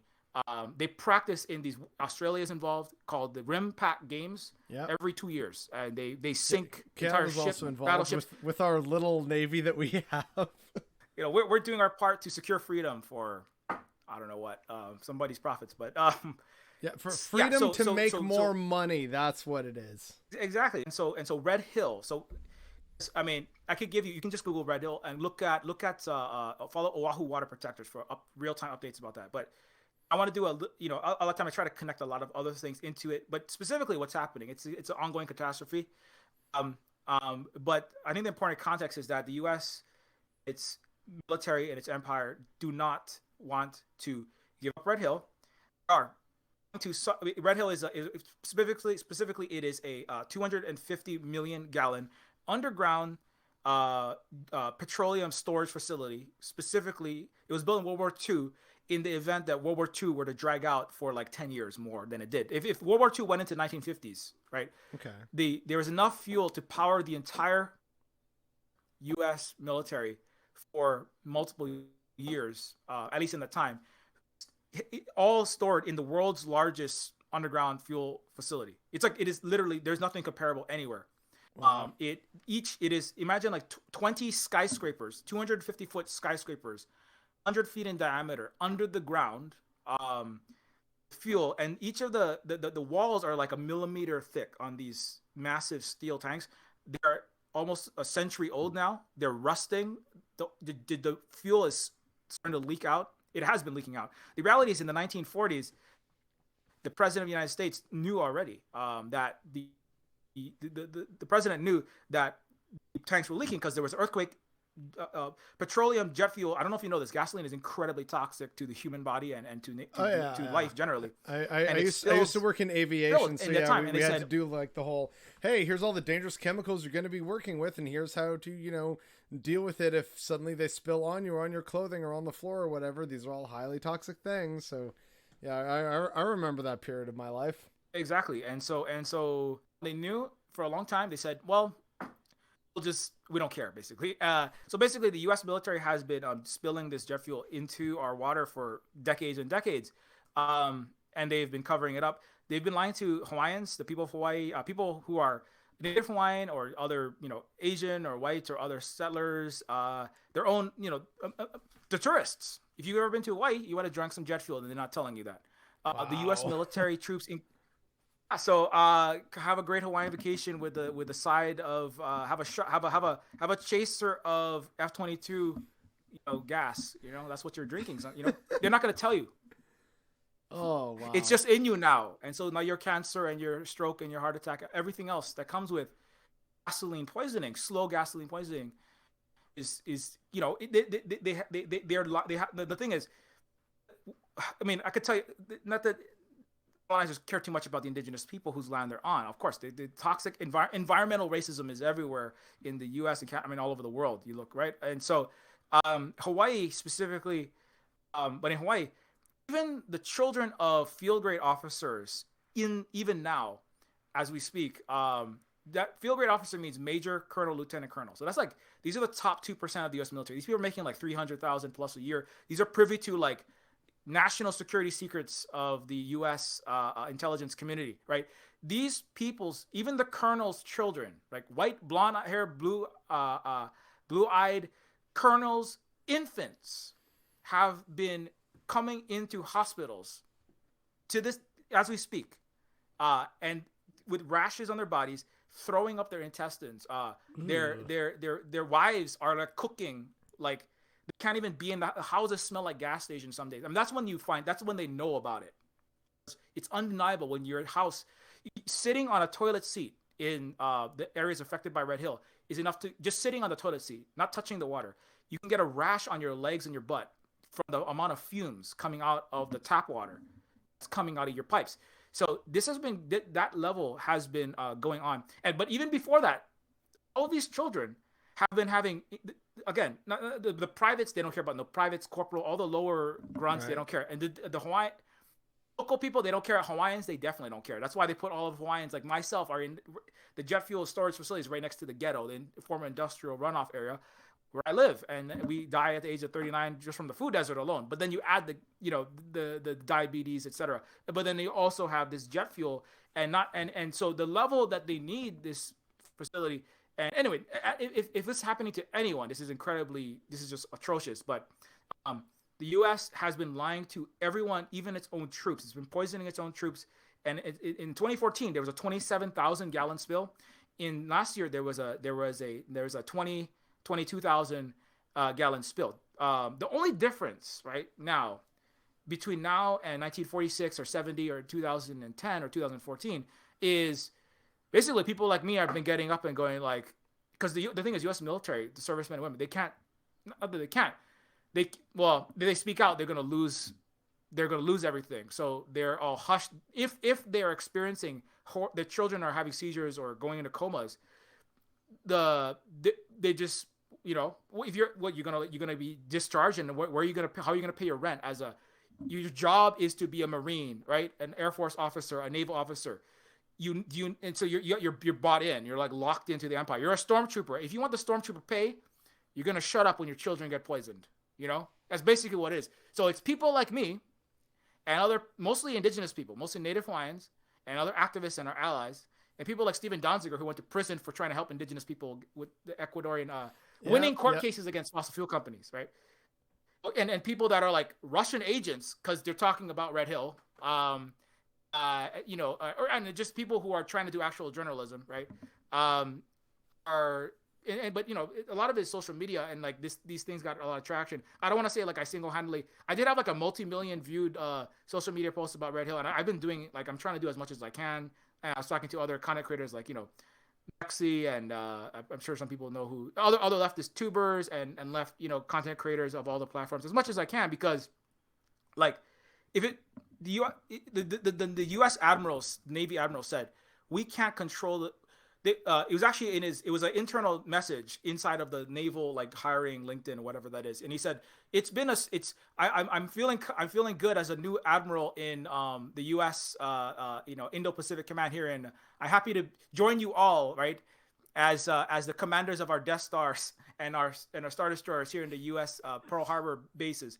But he said it has. I will admit it has been very much a challenge to control alternate narratives surrounding Red Hill. So what does that mean? That means it's hard to control the truth of how I'm killing all of my own people, and also not only again, any way you look at it, it's completely fucked up. But but it does make a certain sense if you think of McKinley. If you think of the people who actually make the policies of and especially foreign policy of the U.S., the NATO, and the current Western capitalist, colonizer, imperialist countries, those people don't care, right? Elon and Gates and the CEO of Lockheed Martin, they don't live in Oahu. What do they care? They don't care about the gasoline in your admiral's water or your colonel's water. They don't care. All they care about is getting another 450 trillion out of Asia, right? And that means blowing the entire world up back into the Stone Age so they can rule over ashes. Then that's what it means, right? They sure as hell don't want a multipolar world where there's some indigenous-led socialism coming back from the because that's money that's not going into their pocket, and that's the problem. All the money must go into their pockets. Exactly, and so that's why it's because some people tell me somebody who again, and I don't want to insult people, but it's like for Spook. When I first came out in November, one of my friends, I think they were in Toronto actually. They were like somebody who was kind of an activist, but maybe they needed a little more education. Too much privilege. They said, "Oh, that's terrible. There's some gasoline in your water, Silver Spook. I'm so sorry for you Hawaiians. I'm sure the U.S. will clean it up by next week." And I was like, "Oh, that's funny." That's like, I was like, I didn't want to. I don't know if you know this, but even your own country, Canada, don't the indigenous people there have had boil water advisories for decades. So the U.S. cleaning up for indigenous people. So anyway. This could go on. I could go on this far, but importantly, we should know that, like, that is what's happening. They're still poisoning water. They're still destroying. They're culturally still against our culture. Are trying to suppress Hawaiian indigenous peoples culturally, and trying to hide that history that I was telling you earlier about the 1800s, and hiding that we don't learn that in schools. Again, I have to learn that from alternate sources, doing independent Hawaiians doing independent research in the archives and history books. Right, and so culturally, historically, and of course, in terms of international geopolitical, global empire, we are. I want to. It's not like I don't want to put Hawaiians on a pedestal. Like, you must save Hawaii, and that will save the world. It's like blowing. It's not like Luke Skywalker blowing up the Death Star here, but like, Hawaii is very important to them for just historical and geographical. Especially the geographical reasons, and so to my mind, it's actually like it's really terrible what's happening and watching. Whether that's military getting poisoned, whether that's Native Hawaiians like myself getting poisoned, anybody living in Hawaii or tourists, anybody, right, getting poisoned by this jet fuel. It's all terrible. But to my mind, it's like even more importantly is those millions and millions of people in Asia that have been killed using Hawaii as basically a Death Star to shoot. If the death rate coming out of the Death Star is an aircraft carrier, Hawaii is where the U.S. shoots them out into. It's like the launching spear of the hand. They call Guam the tip of the spear of U.S. empire, and the ring is like the kind of like the frontal. Like Vietnam and Korea are like where the spear, where the Death Star hits, right? Because that's all aimed at China, obviously, and aimed at anything that's not imperialist and capitalist.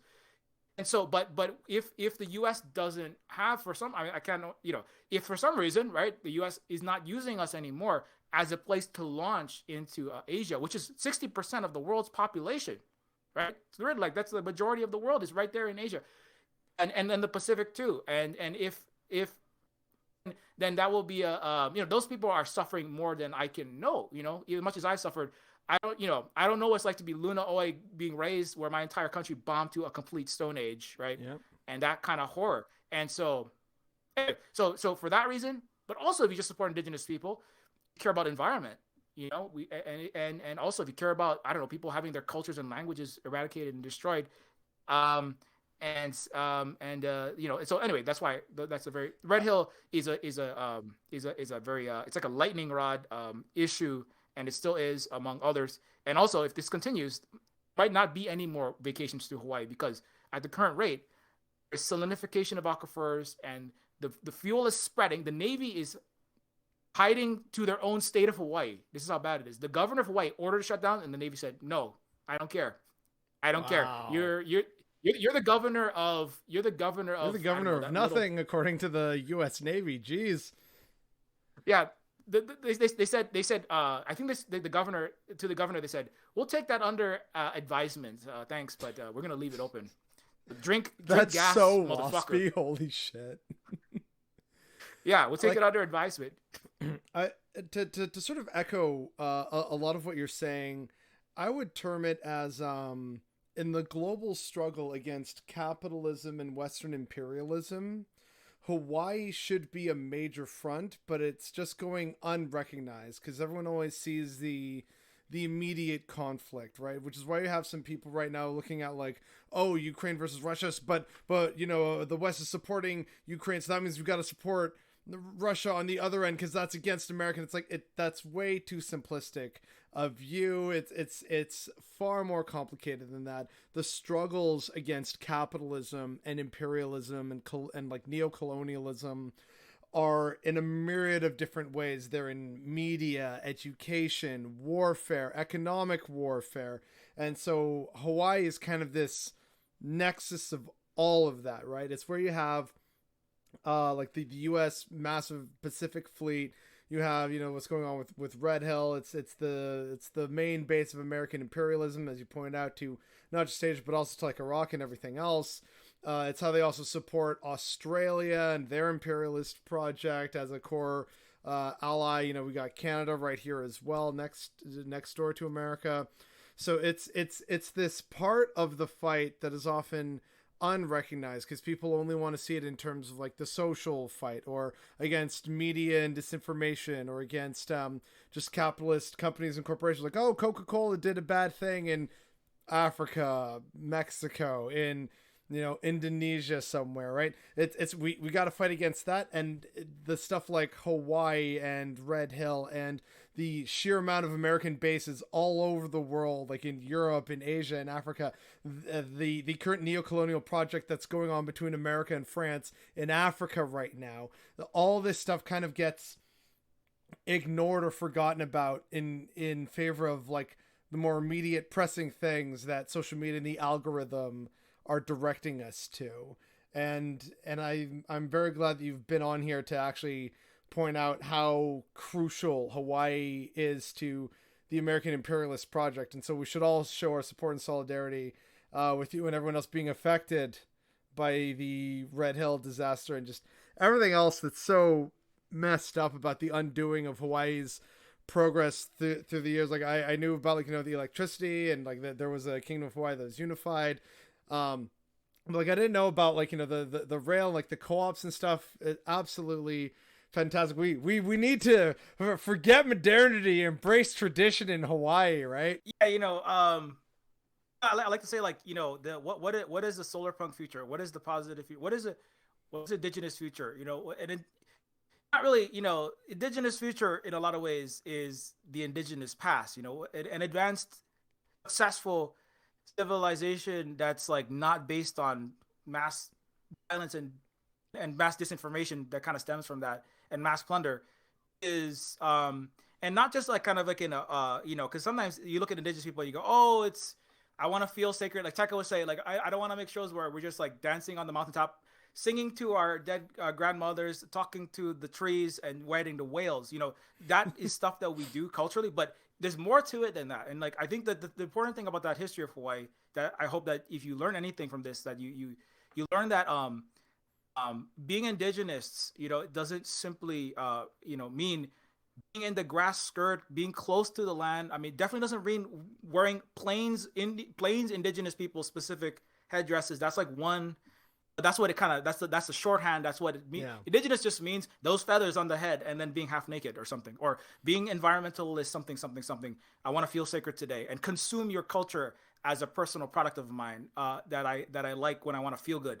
Or if I want to feel good, I want to feel guilty today as like self-flagellate my white guilt away or something. Indigenous people are, and I say that because like, that's something that like my dad looks at his own indigeneity like fun little trinket that he can wear at a party, and it's really makes me sick, but it's also, that's part of me because like that's the way I viewed Hawaiianism when I was growing up.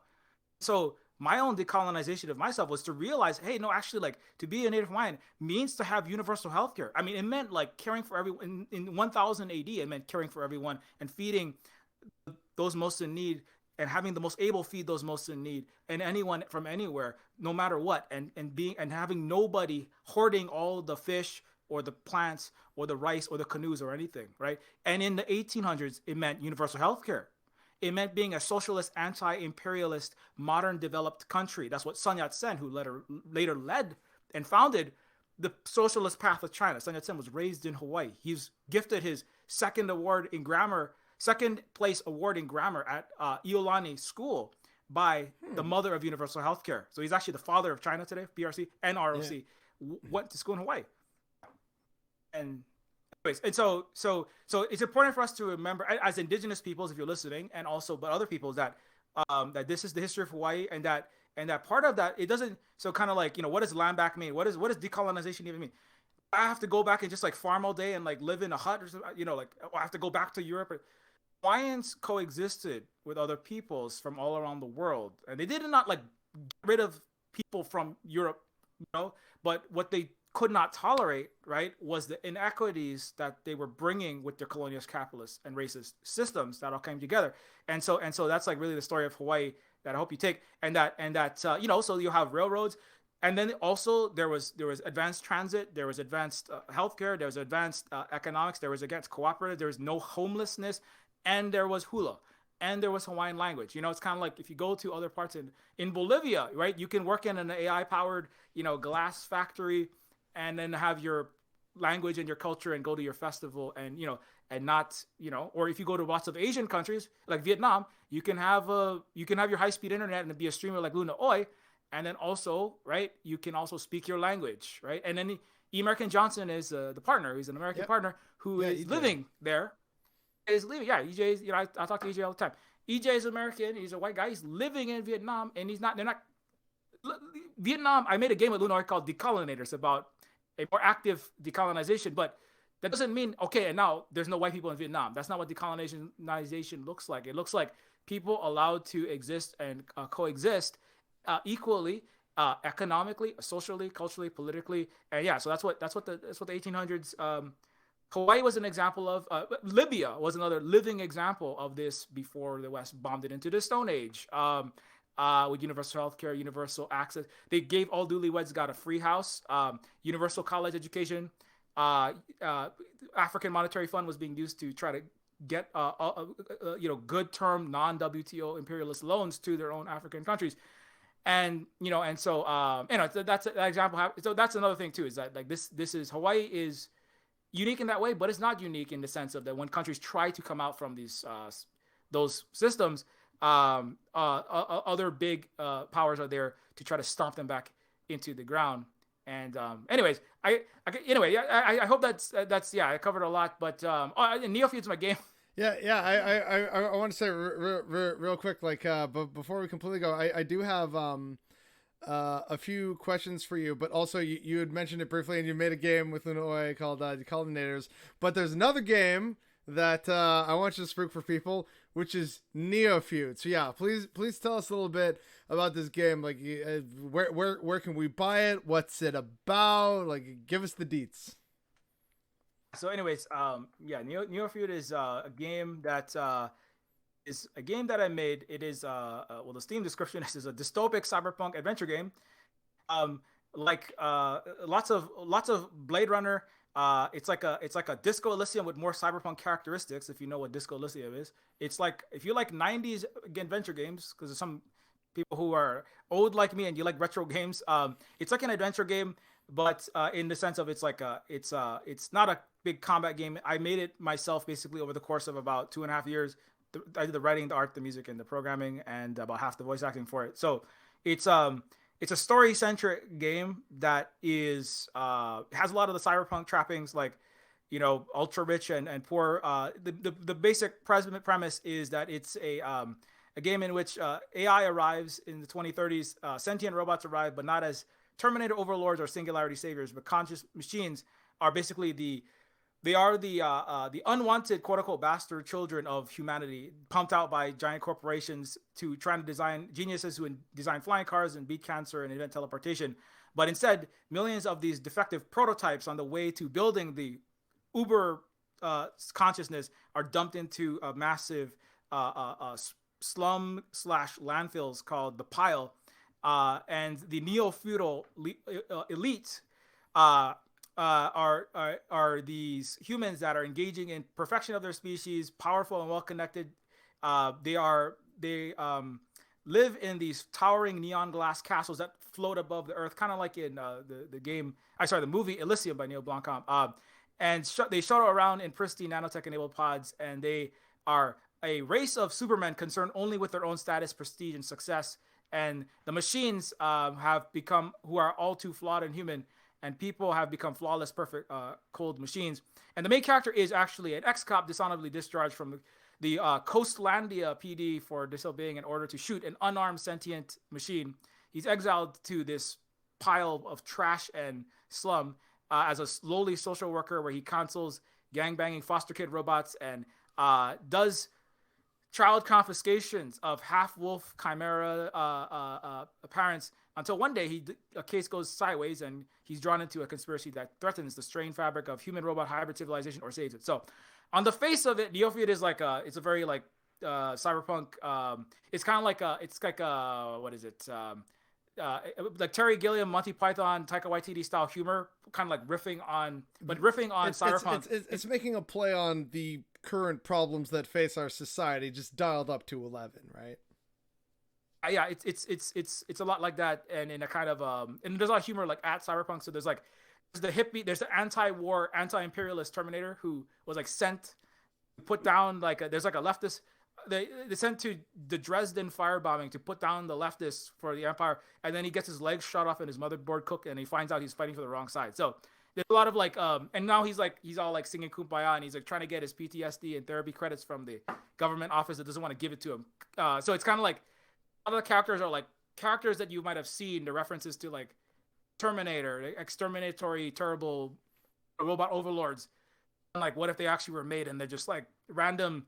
They're like random random Mike Preisners and Jesse Venturas that are like sick of like fighting for the wrong side, and then they're like downtrodden. Or there's like the main character is he has a cyber arm, but he's like it doesn't work properly and he can't afford the upgrade because it's like $3,000 a month. He has to pay like his body rent, right? And he's basically like, and he's talking to his boss and he's like, hey, can I get like a new arm because I almost crashed on the way driving to this office. And the boss is like, sorry, we spent it all on resort cities for and lazy rivers for the children of the Zuckerberg. So I'm sorry, there's no money for you. So I don't know, just walk to work, I guess. This is too accurate. It hurts, man. Jeez.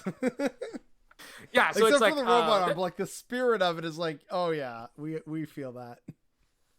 It's very like if you ever seen like Sorry to Bother You, that kind of car that he drives is like, which is like, it's a rusty, he drives an ancient old car, he can't afford anything, he's got like a drawstring windshield wiper, and things are falling apart, but he's being maltreated because people need to make money. Like we said, people need to make money. So it's very much like a kind of I try to have a lot of humor in it because there's a lot of very painfully real stuff like that, like just trying to be working under the crappy capitalists with abusive bosses and not be able to afford your rent and your body functioning, and then also there's it deals with the carceral system, police, prison, industrial complex. Cops show up and really serious stuff happens where people get shot, and you have to kind of choose to help yourself survive and your family survive, or are you gonna like help get these marginalized children taken, and police end up possibly killing someone. So the main character starts off like, so it's kind of like the main character is like just the average, like he's like a worker but he's also like part robot. He's like, he's not fully white and he's also not fully human. And both of those things are bad in this reality. Or they're like your lesser. So he's kind of like halfway between, he's always getting stomped on. But then also sometimes he chooses to stomp on other people if it helps him, or sometimes he tries but kind of the point of it is it's very difficult individually to help people and do something positive in the system without just hurting other people around. You can do for yourself individually, or you can help other people, but then you hurt yourself, right? And that's why he got fired from the police department, because he refused to shoot an unarmed marginalized person, basically. And so a lot of the points are about it deals with the prison system, it deals with the carceral state, it deals with children taking in my family's and people like me in Law Sioux experience, indigenous children and non-white children getting taken from parents with the support of the government, and you kind of like are complicit in that in points, but also you're also simultaneously at the bottom of a huge totem pole that literally goes into space. of inequality, and it's also a game that's so it's got a lot of science fiction and cyberpunk if you just enter that adventure games, but it's also like dealing with like the actual realities of Hawaii. I took all the Hawaii stuff out of it because I wanted it to be more universal and people couldn't really deal with. If I said, "Oh yeah, this is a game about Hawaii," that's you're like, "What the fuck?" yeah. No, but you're like, what are you talking about? Yeah, but like again, it does speak to that kind of shared struggle and a reflection of the problems of the current modern world. But you throw in some humor in there and commentary, which is always good and fun to see. And hopefully people who are watching or listening will go check it out and enjoy it. You said it's on Steam, you're reading off the Steam profile. Yeah, so the game is on Steam and it's also on itch.io if some people get games over there. Okay. And it's also on sale, so you can go get it right now. Hey, there you go, everybody. Go get it on sale. So yeah, there's really only like a few last questions that I have for you, and one is a question that I usually try and ask all the guests on here. What was it that radicalized you to sort of be left-wing or progressive in some way? Like, was it revelation? Was it school? Was it like an instance of sort of like a violent instance perhaps in your youth that made you kind of realize, oh wait, the situation is messed up and it should not be like this? Like what put you on the path to this, basically? Some people will say, well, just like, being a person of color in the US is enough to make you radical, but which is fair. Which Yeah. is true. True. But like, probably a more honest answer is like, I mean, as crappy as it was, like, I was born in the ghetto. My parents think of themselves as well-to-do Americans, but they're not. The kids around me, they live 22 house, they eat ramen for dinner, and they die. The family dies. People die at the age of 40 or often younger of diabetes because they don't even know what health is. They don't know the hot Cheetos and Twinkies and a taquito from the 7-Eleven exclusively is not good for you. And so, like, even and so, like, I mean, in my life, I had a little bit more access because I actually had the luxury of going to a private school because my dad taught there, and he could never afford to send us there because he's too poor. And so I was basically like, my personal experience was being I'm also like, I'm Hawaiian, but I also have, well, a lot of people in Hawaii are very mixed, but I definitely have like, I was identified as being the brown Hawaiian person, where most of the people at the school were white or very like fair Asian, or somebody that are very insistent on merging and becoming an upper crust American lawyer, doctor, businessman. The parents who wanted their children to have that. It was an expensive school, private fancy school, college prep school. So I was kind of like the poor brown kid at the school, and mostly all the white kids. So I was kind of singled out for that, and so there was the racism was there. I was like a bigger kid, so there's kind of fat phobia was there. There was definitely classism was there. Like, oh, you're from Kalihi. They're like, the place on Kalihi is like being from, I don't know, just like the worst part of town wherever you're in, and then going to the fancy school where the richest kids go, and then going back to the crappiest part of town. So it's like in cyberpunk terms, it's like going to the orbital rich kids, billionaire floating city school, and then coming back down to the sprawl or whatever they call it, right? And so it was every day I'll be transiting these two worlds, and that whole thing was already kind of radicalizing, and I was already very upset my entire growing up that 12 years in that school, and then seeing the night and day differences. Like, some of the richest people in the world, Hawaii also has the highest concentration of millionaires and billionaires on the planet. Wow. Oahu region, yeah. And in terms of what they own, highest concentration of U.S. military occupation. So you have these super poor, and then you have these super rich people like right next to each other. And so that was very radicalizing. But I would say, like, I still was like, well, but it's okay though. I'm gonna be a rock star someday if I just like stick my head down and get into a good college, and I'll just you believe what America tells you, which is this is the land of opportunity. You can get your American dream. I mean, you're not a full human. You're 3/5 of an American because you look a little, your nose a little wide, your hair's a little kinky, skin's a little brown, you talk a little funny.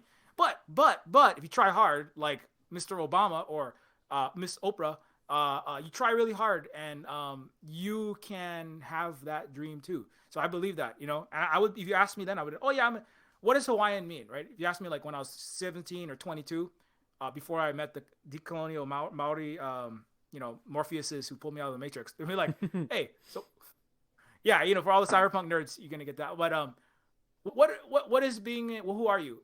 Oh, I think I'm a quarter Hawaiian, and Hawaiian is just like a thing you put on the little fill in the bubble Excel. You put it in the SAT Scantron every 10 years for the you got to put it on your government forms. So I'm like, it's a cool thing to have. Hawaiian is like a cool little or some. It's a fun little ethnic tidbit. Oh, did you know I'm a 64th Cherokee? Oh yeah, look at my dress. Let me teach you a few words in Cherokee that are bullshit, actually, right? It's like that. That's how my dad treats it sometimes. It's like, oh, let me tell you a cool story in Hawaii. It's like the party story when you're having your highballs in Waspland, And that's the way that I was being geared to treat my own Hawaiianness, right? And then somewhere along that way, though, I was like, this is not working. I mean, part of it was like meeting those. Honestly, it was like really meeting those Maori and Samoan, some of them, but most of them are Maori professors, and a lot of things as I learned. Holy shit! Wait, then this whole people, and also that Swiss professor was part of it, but mainly it was the indigenous educators. They were like, did you know there was this whole people there, and they were your people, and that you're not just like kind of you're like a lower quality person just because you look different and you talk different. Did you know that there was a whole people there, and that this entire thing you think is the truth is all bullshit? Everything that you teach in your private charter schools and your fucking universities, and things coming out of these news and the whitewashed history. Did you know this is bullshit? And things started to make sense. And then like I work for like really big game companies, and that was also. I mean, where exactly I went to? This is a long answer, but progressive. What did I? It was a kind of like a lot of people. It was like I don't know what I would be like apolitical, maybe, and then somewhat liberally, although watching the most blue of the most Democrat of Democrat states is Hawaii, more than California and New York. 25 times more money goes to the Democratic Party. Watching Democrat after Democrat, Native Hawaiian kind of sell out, Asian governor, Hawaiian governor, non-white governor, Jewish governor, white governor, female Hawaiian, Asian, Jewish. Watching my dad every time just vote Democrat and it's going to change. Like watching that for like 20 years of my life, voting in all these elections, and then just my life getting worse and nothing getting better. I was a STEM teacher for underserved average school. Neofeud is based on my actual life, and working as a social worker STEM teacher with the at-risk, Filipino fascist escapees, Honduran asylum seekers, poor white kids from Detroit whose dad showed up in Oahu after the Katrina hurricane took everything. And just like being the surrogate parent for children who had no parents, right? Trying to teach Lego robotics to kids who are like literally homeless with no footwear, smelling like tuna fish because they slept in a dumpster, kind of things. And it's like watching.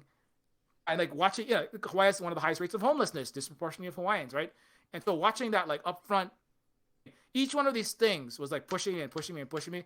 And the game Neofeud was literally like, working with these kids who are literally being destroyed and nothing is being done, like having homeless villages like outside, lining up and down, like tent cities up and down the streets, and kids coming in starving, so they're eating all of my graham crackers and my animal crackers because they're literally starving in the richest city in the richest country in the world, right underneath Mr. Musk and Mr. Bezos and Mr. All the Fortune 500s living on the hillside with their aquatic, idyllic paradise view of the ocean and the white sand. And right between the ocean and the hillside is all of these starving brown children, and all children of all color, but disproportionately Pacific Islander, and then I was like, fuck this, man, I'm gonna make this game. And then nobody would publish my game because they said, you call out too many people and you say too many true things. I said, fuck you, I'm gonna self-publish it. They said, based. Talking about you can't talk about the Koch jobs, the Clinton Bushes, and the Gates Walton families in the near future destroying the entire fucking planet. But that's what's happening. Like, oh my god.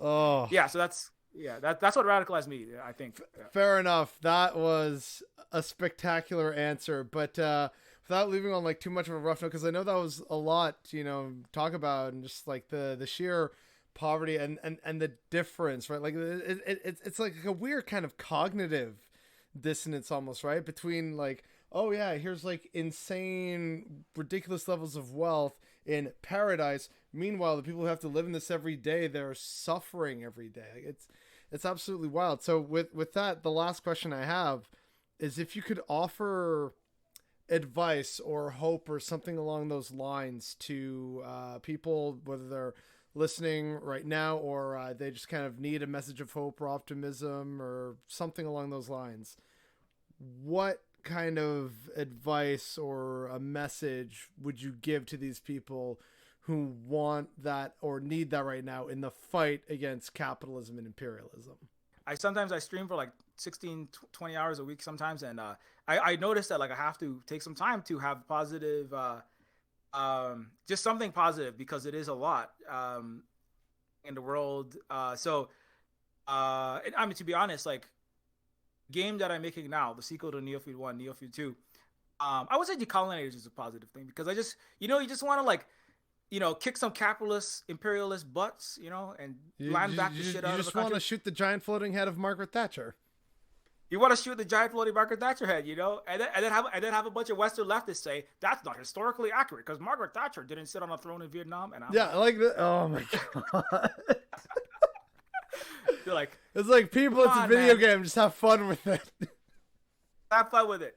You don't have to, colonize or explain to me in the middle of my fun game. Anyway, so see, you can play Decolonizers. It's another game. It's like Contra for all the retro gamers. It's like you run a side scroller, and you like, for one time you're playing the good guy in the game instead of going around killing other people for imperialism and colonialism, like what the U.S. military and NATO does. So Decolonizers is a thing you can do. I sometimes go back and play it. I know EJ and Luna played it on their stream, and that was fun to watch. Luna voices it, so if you want to get Luna, always as a lead researcher and the lead voice actor. People are watching the She-Hulk trailer, but I'm telling you, you want to see like actual real life badass women who like the color green kicking ass. Don't wait for the She-Hulk. You just play Decolonizers. Anyways. That's that. Like honestly, I'm sold, and I'd be surprised if anyone else wasn't sold on that basis alone. That's a fantastic way of trying to sell Decolonizers. But right, like what would be the message of hope or advice you'd give to people to kind of, hey, I know shit's dark right now and it's likely going to get worse, but we can win. We've won in the past. Like what kind of what positivity would you offer to anyone listening right now? Oh, yeah, sorry about that. I should specifically say that. Other than playing Decolonizers, no, actually, like the game that I'm working on, other than the Decolonizers 2, is Neofeud 2, which is a game that is specifically about because I as I said, I didn't really have access to just a full stormtrooper. I was somebody like Finn turned into somebody fighting for Empire. Whether that would have been as a high frequency.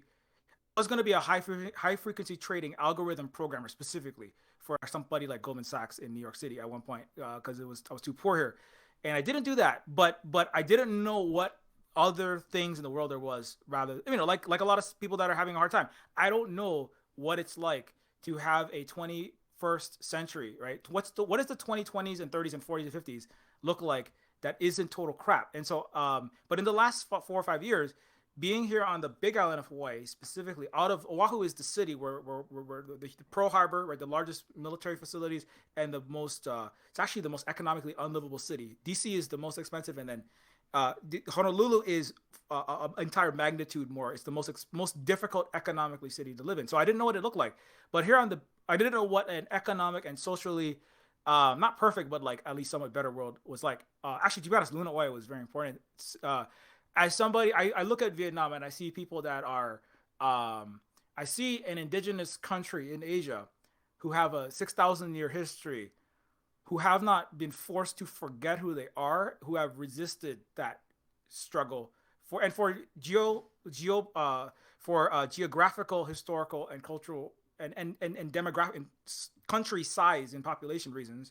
Vietnam is a place that has, they have healthcare, they have housing, They have like 1,000 times less homelessness, like literally, statistically, than California. 3,800 per million in California, and it's like 4 in Vietnam, in a city, in a big city like Hanoi. Wow. And so and so that just alone, like learning about, number one, my history as a Native Hawaiian in the 1800s. I'll actually, to be honest, I look back at that and I go like, what would Kalakaua do? You know, when our Lee are like going, oh my God, I have to put this stupid Union Jack in my flag. Oh man, well, but I got to do that, and we're gonna build the best country that we can, despite our difficulties. You know, this is hard, and they have to work their asses off. You know, that's sort of thing. Social. I don't know if that's a good message, but I feel it is a message sometimes people need to hear, which is that communism isn't when you get a little bit of healthcare. You know, it's when everybody like learns their kuleana, and that's what I see when I look at like the Big Island, which is not like, it's not the same as Vietnam, but when I got here, there was basically no homelessness, like in the downtown, even in the downtown areas. The people that, you know, there's some people that had a big night and they're sleeping out because they had a little too much of some substances, and you know, but there's not like working parents with children sleeping in front of my classroom, right? And so, and there was something different, and I saw that like there were people here who were like living actual aloha, you know, just like uncles. Like one uncle owned a tractor, the other uncle owned the lumber a bit, or you know, had a tractor. Another one had a lumber facility. The other one like had a concrete thingy, and they're just like building houses. You know, they're just building houses, and there's no police forcing violence on people because they're not paying enough rent. I mean, there was actually 0 evictions in the last 5 years. Wow. The police of the east side of the Big Island have refused to evict. They have to they bring cops in from Oahu, from Maui, wow, from other islands, get people out of houses. Imagine that. Imagine if every Toronto landlord had no cops get anyone out of a house. Imagine what a man can dream. Right?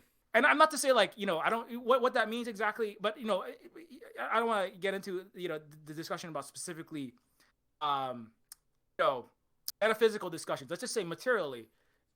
I think that, you know, because Vietnam also they have law enforcement, they have rules, right? More importantly, just like it is important to the U.S.'s police is like fucking just ridiculous. It's like the third largest military in the world. Anyway, that's ridiculous. Number one, but number two, people, and the way that they culturally, socially. That's what I discovered here in the Big Island. So culturally, socially, economic. It's not one or the other. You know, it's not like you can vote someone in, or you can just if everybody just does X mutual aid thing, which I'm not saying don't. It's gonna change everything. It's like the people, the culture. It's all the things together.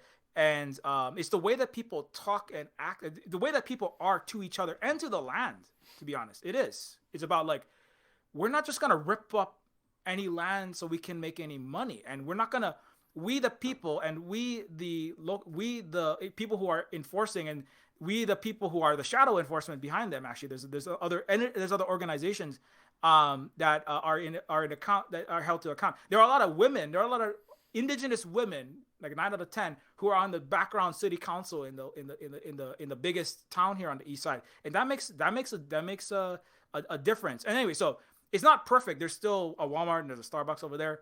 You know, there's a Starbucks and there's a Walmart in the Vietnam. You know, it's like, you know, it sucks, man. It sucks, but it's also like this is markedly, like, materially more left. This is more socialist. This is more human. This is more living by aloha. You know, we're doing better. And it doesn't mean like we can just chill out and just be Vietnamese because it's all gonna work out fine because we're just so badass. I mean, yeah, that's like wishy-washy aspirational stuff. If I think if I had to kind of sum up and grossly oversimplify a lot of what you're saying and explaining as like a sort of cohesive concept, if I had to like condense it down to a neutron star, it would be that the way out of this is that we ourselves as individuals, communities, neighborhoods, whatever, we have to be the change that we want to believe in, if that makes any kind of sense. Yeah, absolutely. Like it's you know, it sounds like a, you know, sometimes it can sound like a, I don't know, it sounds like a motivational say, but it is like all the people. Yeah, like an old motivational poster from back in the day. I love the motivational posters, man.